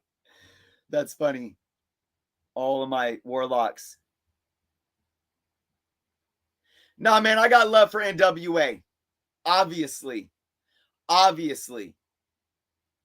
You could put that, I would say, maybe in top 5. Top 5. I just can't put it number 1.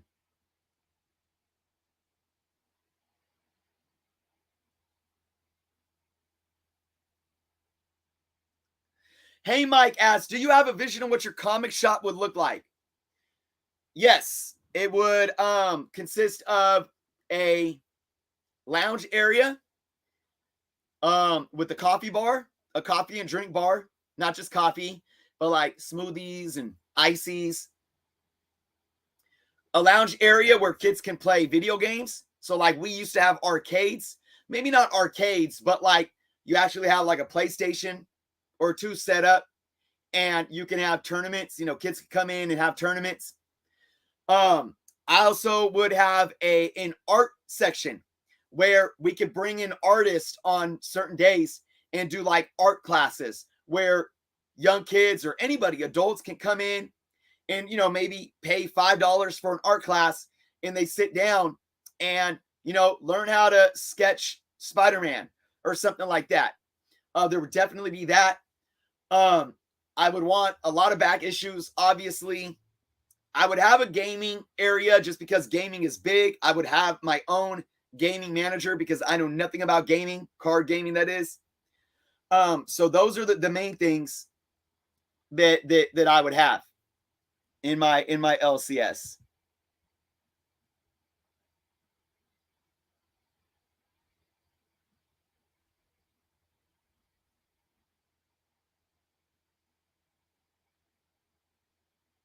Louis, I'm with you, Louis. Easy E and Tupac were built differently. I agree, but I'm not sure what you're meaning by that. See, Axe.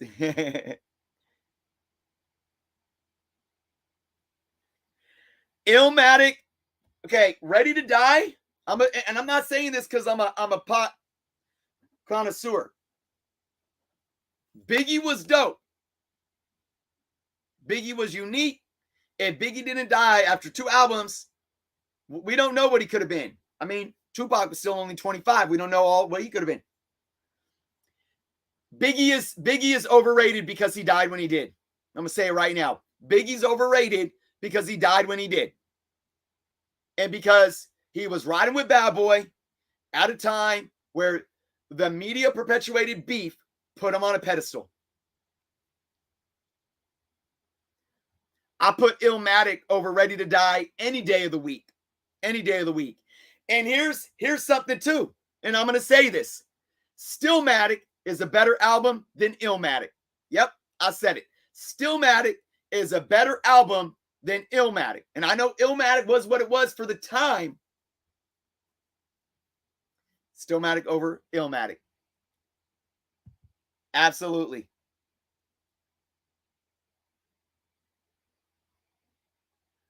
Who would win a fight? Icon versus Blue Marvel? I'd say Blue Marvel.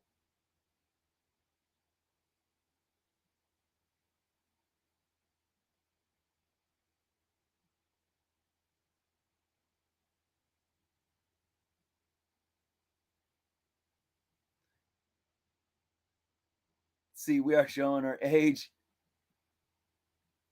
Ah, man. Yeah, I hear you about out in London. I know we're spoiled here in the U.S. Who would win a fight, Thing versus Hulk? It would depend on the circumstances. I would pick Hulk, but if Hulk was going through any of his existential crises that he went through over the years, Thing could kind of outmaneuver him, but I'd pick Hulk overall. Tony asks, do you think that managers in baseball should be able to challenge balls and strikes? Like you get one challenge for that and one challenge for something else. No, I don't, Tony. I don't. I like the challenge rule that they brought in sports. I think there are more things that should be able to be challenged.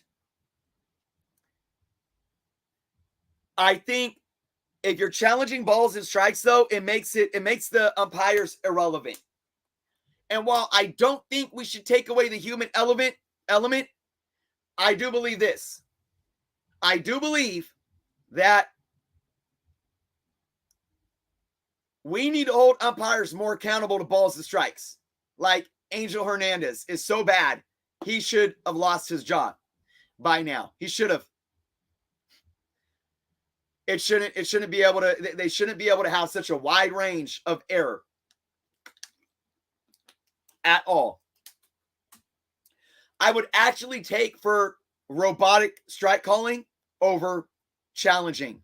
Robotic balls and strike calling over challenging balls and strikes. I would take that over that, before that.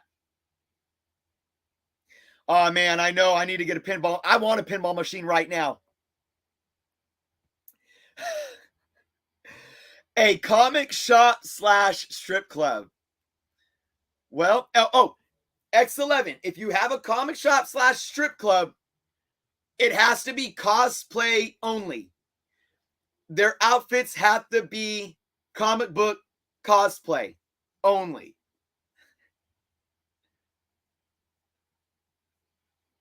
I know. I need to do a hip hop show, man, over on my Oni Ounce YouTube.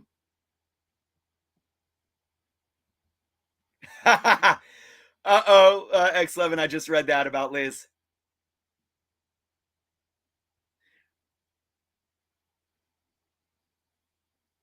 Yeah, Mike, man. Stillmatic is a freaking huge underrated album.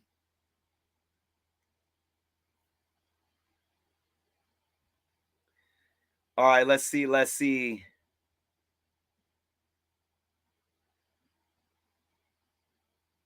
Comic and dispensary combo. I like that.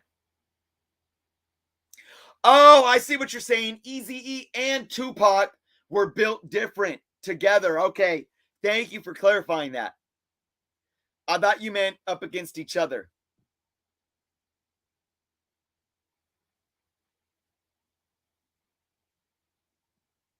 Open mic nights. Nice. Yes, open mic nights. Oh, that's another thing I didn't mention. I would have live music. Live music. Duh. Can't believe I didn't mention that.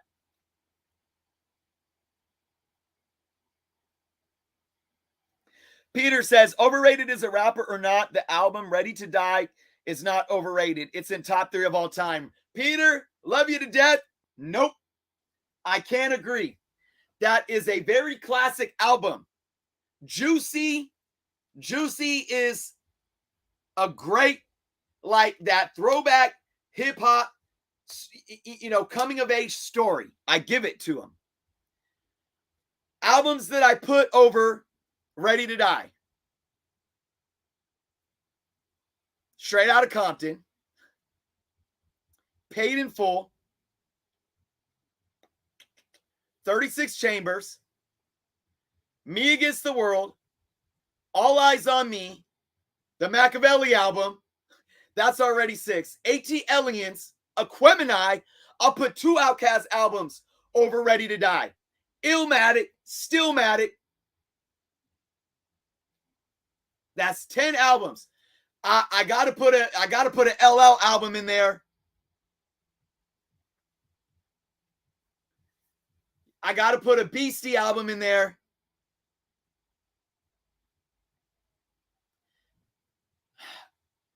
Biggie. I don't know. I'm not gonna get too deep in that. But hey, here we are. We're disagreeing, and it's okay. We can agree to disagree. I mean, man, there's so much. There's so much. I mean, we ain't even talking about the Chronic. We ain't even brought up the Chronic. The Chronic brought the game to a whole nother level. The thing with Ready to Die, it didn't change the game. It didn't. Biggie was a lyricist as a big dude. He had that unique, ability to swing him as a big dude. And he learned a lot of what he got from Tupac, and people don't give Tupac the credit. Listen to how Tupac used to swing his bars back around 93. That's where Biggie got it from. Now, Biggie did different things with his vocabulary. I'm sorry, Biggie didn't change the game. Biggie was a unique, ill rapper that was extremely talented, but was doing the same thing almost that every other rapper in New York was doing at the time. That's just my opinion. It's just my opinion.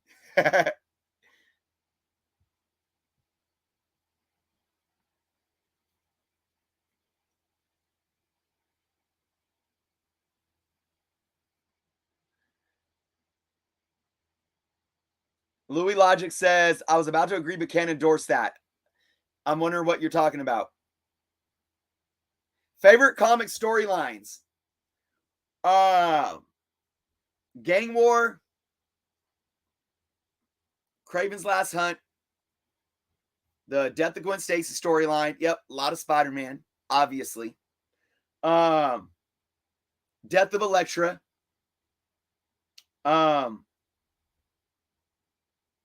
Days of Future Past.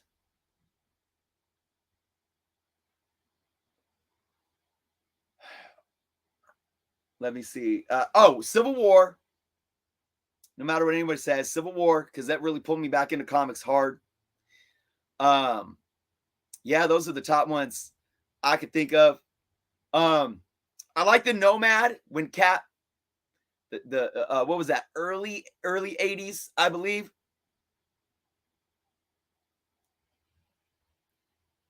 I read that really young, but I got into it even then.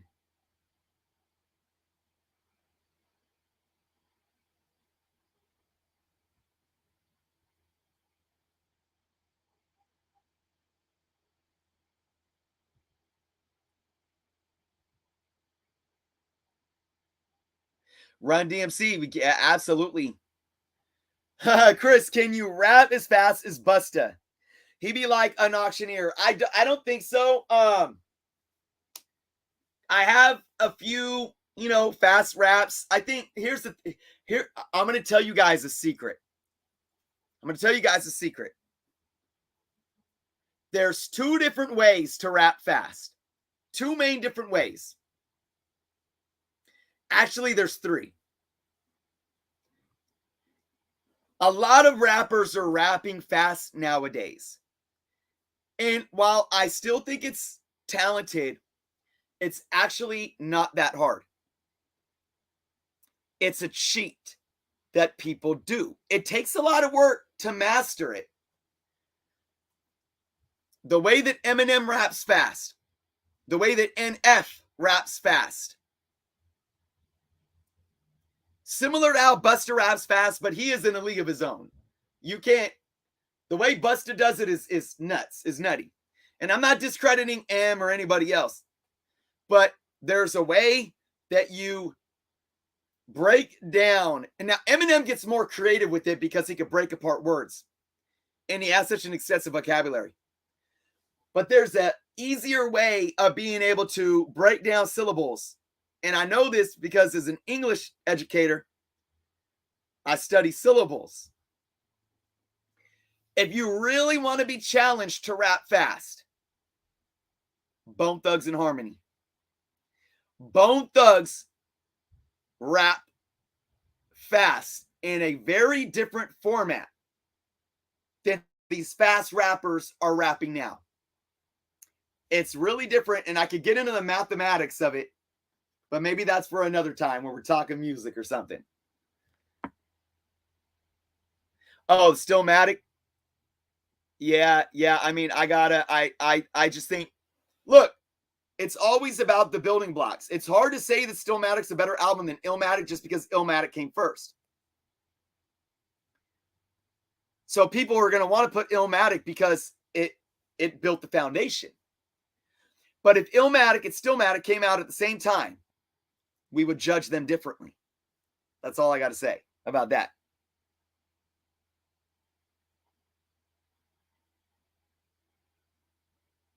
Serge asked, would you trade your Chadwick for a chance to get a 9.8? Yeah, probably. You know, because it's not a super valuable book. So.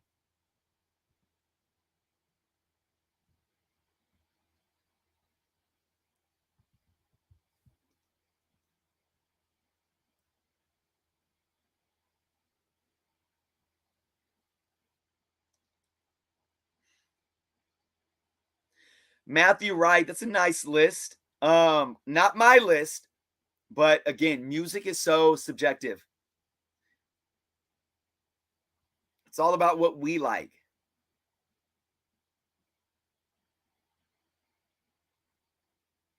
My Lars Morales. Tech Nine's got some heat. Yep.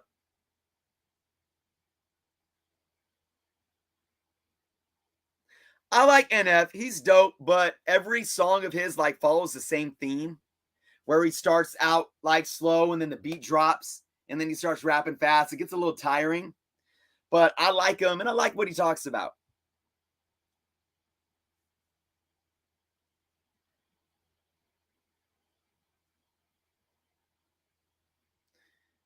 Yeah, man. I got to do a show with Bone Thugs at Slim's in SF. It's not there no more, but it was a nice venue. I almost got busy on the album too. That would have been amazing.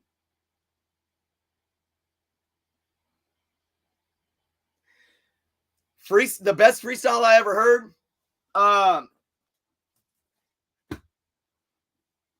Besides my own? No, I'm just kidding.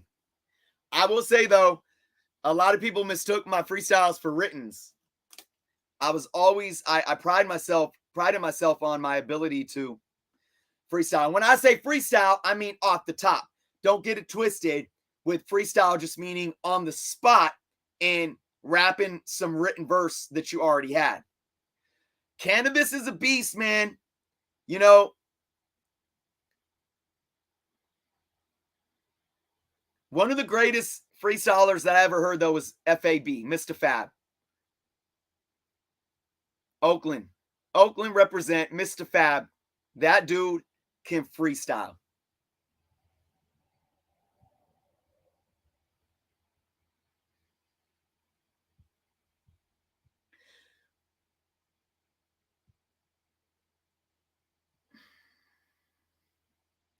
Do I believe Miles Morales is the future? I believe Miles Morales is right now. Thomas, what's going on? I can never get down with ICP. And that's just me. Hey, look, I mean, to each their own. To each their own. I can never get down with ICP though, but hey man, they knew how to market themselves. They found their niche and they did it. And much respect to them. Twista is kind of in a league of his own though, because it was a completely different style. The way Twista raps fast is completely different. But I forget the name of it. Twista and Busy did a song back in like 2011. Woo, they both flamed that track. They both flamed it.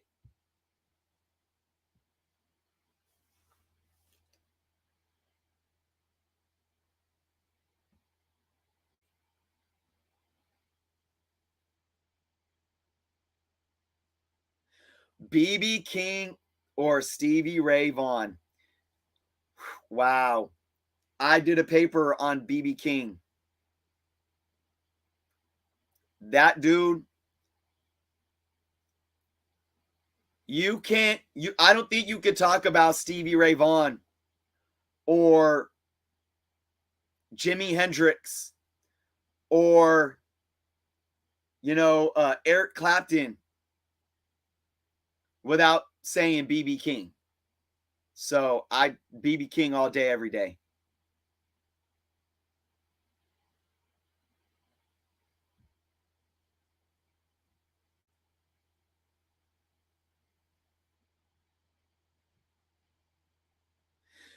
Top 3 to 5 rappers currently. Should I count them down or should I go up? Let's start from number 1, hands down, Kendrick. Kendrick, hands down. Hands down. I'd still put Andre 3000 in there, but Andre ain't making music. He ain't made music in a minute. So I can't put him in there. Kendrick, number 1. Number 2, Black Thought. Black Thought does not get the love that he deserves. And he needs to. He absolutely needs to. Number 3. Man, it's tough, guys, because I'm sorry, a lot of rappers these days ain't on my radar. They're just not. I would put the Bay ain't doing nothing right now. The Bay is doing absolutely nothing. You got Marlon Craft. He's a white dude from Hell's Kitchen. He's doing things right now. I wouldn't put him in top 5, but he's somebody that I listen to. And man, I mean, Mozzie out of Sac is always doing things. I wouldn't put him in top 5 though. So I don't know. I put Kendrick and Black Thought still top 2 doing it right now. I put Polo G. Polo G in there. Polo G would be like number 5 for me. And Polo G might not be the best lyricist, and he definitely leans more to that like auto-tune, type, trap type music. But it's there, man. Like his bars, when he gets away from the auto-tune stuff, his bars are crazy. And even when he's doing the auto-tune stuff, he's on that real-ish. He's talking about real life stuff. So those are the top 3 that I'm listening to right now. Black Thought does not get the love that he deserves at all.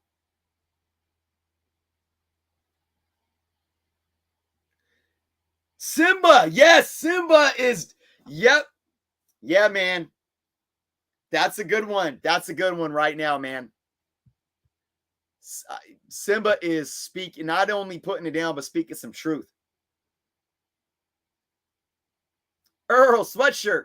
We put on some shows for Earl way back in the day.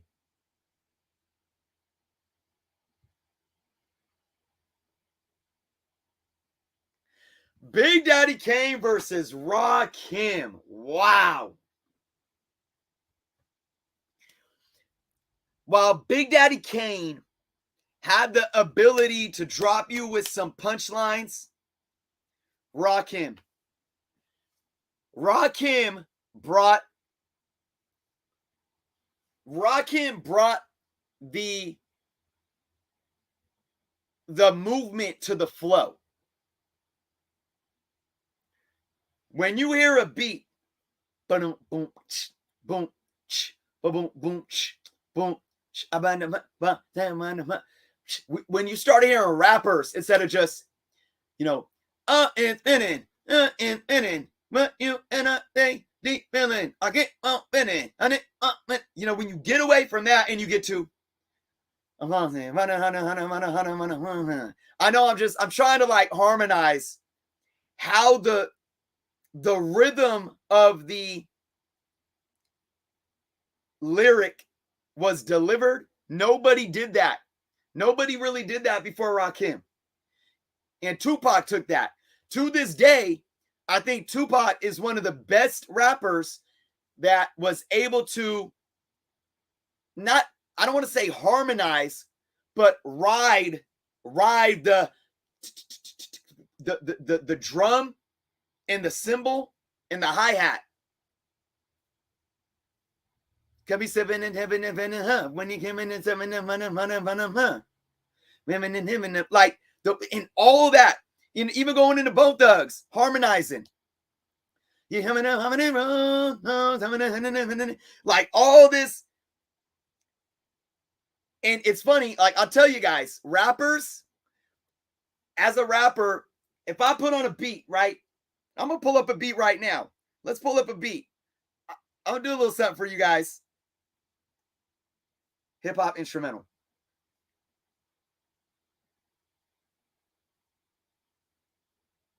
Let's pull up a beat.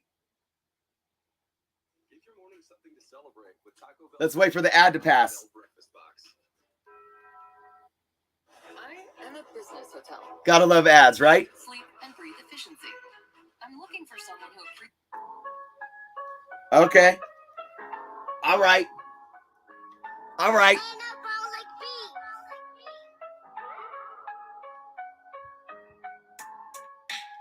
Oh, this is kind of down tempo. I wanted something up tempo, but it's okay. So like, I'm not even gonna rap.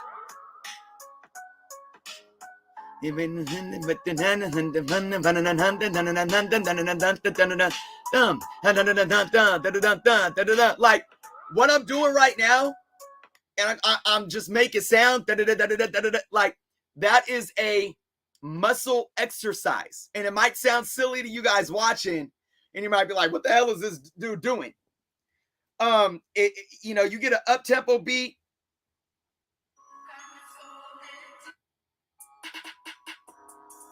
It's all down tempo trap stuff. I want to get it like, but I think you guys get the point. Get the point of what I'm saying. Like, rappers will do motor exercises with their mouths to where we'll get on a beat before we start writing lyrics. You just start kind of humming and mumbling. Getting the back, you want to come right? And it sounds kind of silly. All of those humming and mumbling jumblings came from people like Rakim actually getting on a beat and riding the beat like an instrument, next to just being like so tone deaf, like and simple, like old school rappers. I rap like this because I can, because I'm the man. I go rock, do the, you know, he brought it to that next level where each syllable rolled like a, and we start rapping like the beat of a drum, if that makes sense. So that's why I put Rakim up at such a high level, because he brought the smooth flow to hip hop, in my humble opinion.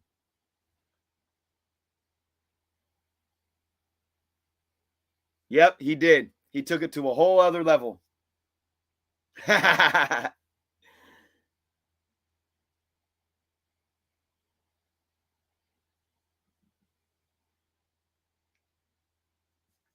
I would put the Miseducation of Lauryn Hill over Ready to Die all day, every day.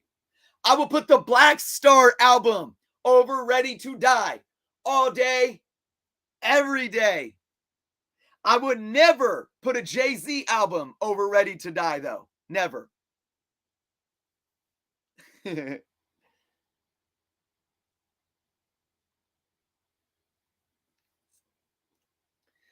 KRS-One, man.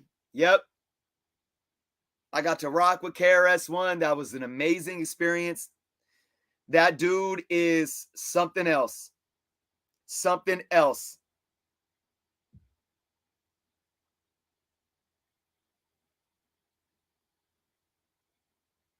Somebody said, give us some bars. I haven't sat and wrote a verse in a minute. I haven't freestyled in years.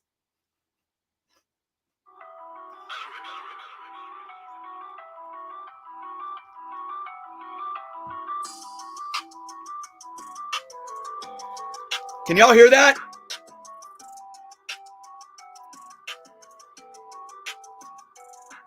Let me get a yes if y'all can hear that.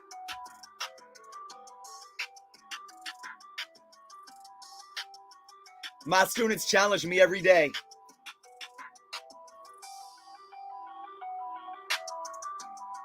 That's what I like, man.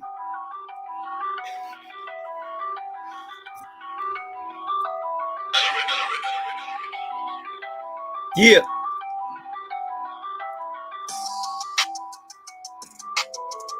I'm about to put Jerno in the closet and come out with some Oni. Listen. I came from slums that you ain't never seen before. I spit back. Comic books are like rewards. I'm so grateful for everything I got now. I had to fight for it, hoping I don't get shot down. I'm coming through with movements I ain't never seen. And if you see me on the block, guess I'm getting green. I live that shit, I speak on it, never front. If I do, I put a pit on it. Dogs bite, bark sound loud, never knowing I'm working the crowd, doing it proud. Y'all put me on the spot, but still these verses I drop. If you get it, better pop up on it and don't stop.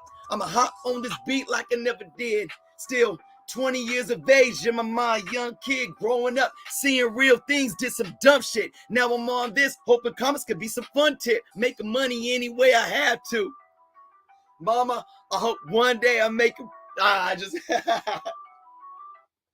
y'all just heard me spit a freestyle for the first time in years, and I did it for you guys. That wasn't even nothing, man. That was just me messing around. Let's get a different beat.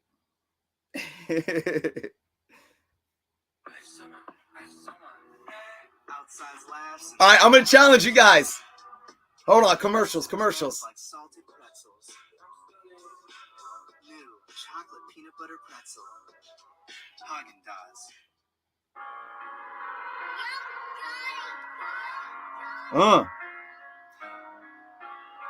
I want y'all to drop random words. Drop random words in the chat.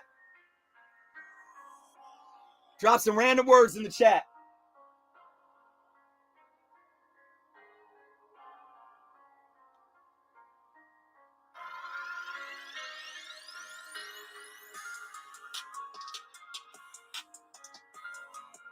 Damn, that's deep. I like deep emotional stuff too. Yeah. Look, at times, I wish I was strong as the hope, but it seems I lost all hope. Yo, I'm rotten like potatoes. One day, hoping not to see a grave though. I'm surviving for my children. I just don't need to make no millions. I just want to make that money to put food on their plate. Never knowing it, mama not coming home late. The world outside is crazy, baby, don't you know it? But when I hop on the mic, I gotta flow in and expose root. Man, I stopped looking at the words. Hold on. This shit is, I need some up-tempo. I need some up-tempo, man. Up-tempo. Let's get some 98 BPM. 98 BPM. That beat had me too much in my emotions. 98 BPM. Yeah. All right, let's do this. Let's do this. Keep coming with the words. Here we go. Yeah, on some old school shit. Journos. We ain't talking about comics right now. Listen. Listen. Circumcision, cutting you off, losing your breath, position is what I rap with. You in class, I'm a master at this. And no, you can't flabbergast me with that bullcrap gaslighting. I'm on and it, striking it down like lightning, burning up the forest. If you know you want a reward for this, I keep a score. Baby, you just like a tourist, cause you're tripping on me like you was born in the March of May. Still I come through, keeping you amazed. Stream, y'all got me hosting, never I'm ghosting, keeping you on point, and now I'm just flowing. Coasting, West Coast side with an East Coast love. Don't try to bug. CIA listening, now I'm glistening. Not from jewels though, that's my soul shining. And you know I don't roll a Rolls Royce. I'm driving in a hoopty, trying to make a dollar. If I can, you want to scoop me? Yeah, keeping up with the old school flow. When I gotta kick it if you want to know. Yo, my mother, she's a big fan of Mickey Mouse. While I'm sitting here on the screen on my couch. Yo, eating toast cause it's all I got. To the most, and you know I never want to flop. I keep a real can, never sell my soul. But if you expose to phonies, then you know that we keep flowing only Ozzy to the approach when I gotta get it, never knowing that it's like, what? Cable? I canceled it. The shit was too expensive. Manage it with only, what is it? Netflix? Nah, I'm on to the next chick, the next script. Writing my own bars, freestyling at the top of my mind, my lungs hard, scarred for so much violence I seen in the streets. Richmond, California is mean. We seen dope fiends on every corner, shot outlaw in the corners. Yeah, I had to pull my mama out and warn her this ain't the place for us. Had to move my kids out of the hoods, try to move to the birds, but still up to no good. Had to get my life straight, on a dinner date with fate. Hey, I could keep going. Oxymoron, never been one, but still I'm not a moron. Educated at 30 years old, I went to school and got a degree and graduated with honors, and now my mind's free. And I'm kicking back like Bruce Lee, planting gardens in the seeds of the mind of the youth, but still we execute for loot. Go, call the troops, cause we established warriors up in this building. I'm licking shots, never knowing if I'm killing. Do want to see tomorrow? I gotta make it though, but never know when my last breath's gonna go. Oh. There we go. Woo! Try to catch some of your guys' words. That was fun, man. That was awesome. Wow. All right. You know, it's funny because I've been doing this, really doing this for over 2 years now. And that's the first time that y'all got me to actually sit here and rap, man. Right on, my Lars. That's what's up. That's what's up. Now, see, it's cool. Like the up tempo, some people might think that down tempo stuff, when you're freestyling off the top, you have more time to think about your words and fit in your words. But for me, I like that high energy because it keeps me bouncing and I just keep going. Right on, guys. That's what's up, man. You guys are awesome. Where's my water? I need some water. Woo!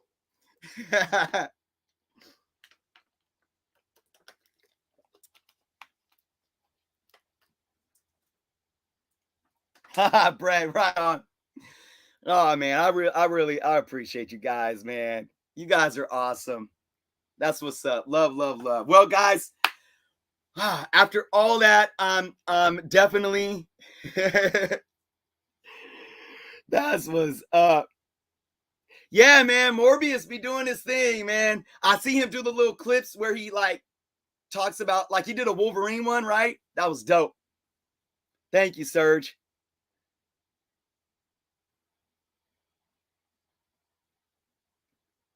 Otaku, that's what's up. Yeah, I know, Jeff. Get Jeff on some drums, cooking up some hot beats.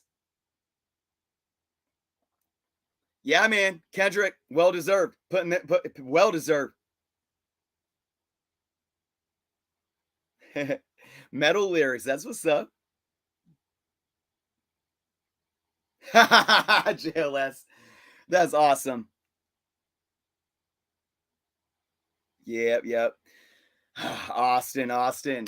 Right on, guys. Well, guys, hey, if you want to check out more of my music, here, I'm going to put it right here. I'm going to put it in the chat. Oniounce.com, onioz.com. And you can even check out onioz.bandcamp.com, which is more of my discography that you could download. A lot of stuff you can download for free. But this has been fun, guys. You are awesome. What a great show tonight. I didn't know how any of the show was going to go, and you guys got me freestyling for you guys. That means a lot. So thank you guys, man. It was a wonderful Friday. Appreciate all of you that stuck around and hung out. Again, we will be live on Sunday for Comic Book Canon, 5 p.m. Pacific, 8 p.m. Eastern. Special guest Brian McCrae, formerly Tales from the Flip Side, currently of The Amazing. Come check us out. Awesome special guest co-host. And remember, next Friday, I'll be having special guest Bronze Age Nerd on to talk about F Your Spec. And then the following Friday, I will be doing my 11K giveaway, that $150 A1 Comics gift card. Big shout out to A1 Comics. You guys are awesome. Thank you guys. Be well. Hope you all have a really good weekend. And wish me luck to see if I can maybe come home with the collection tomorrow, guys. I'm keep my fingers crossed. So much appreciated. Stay safe, guys. Peace.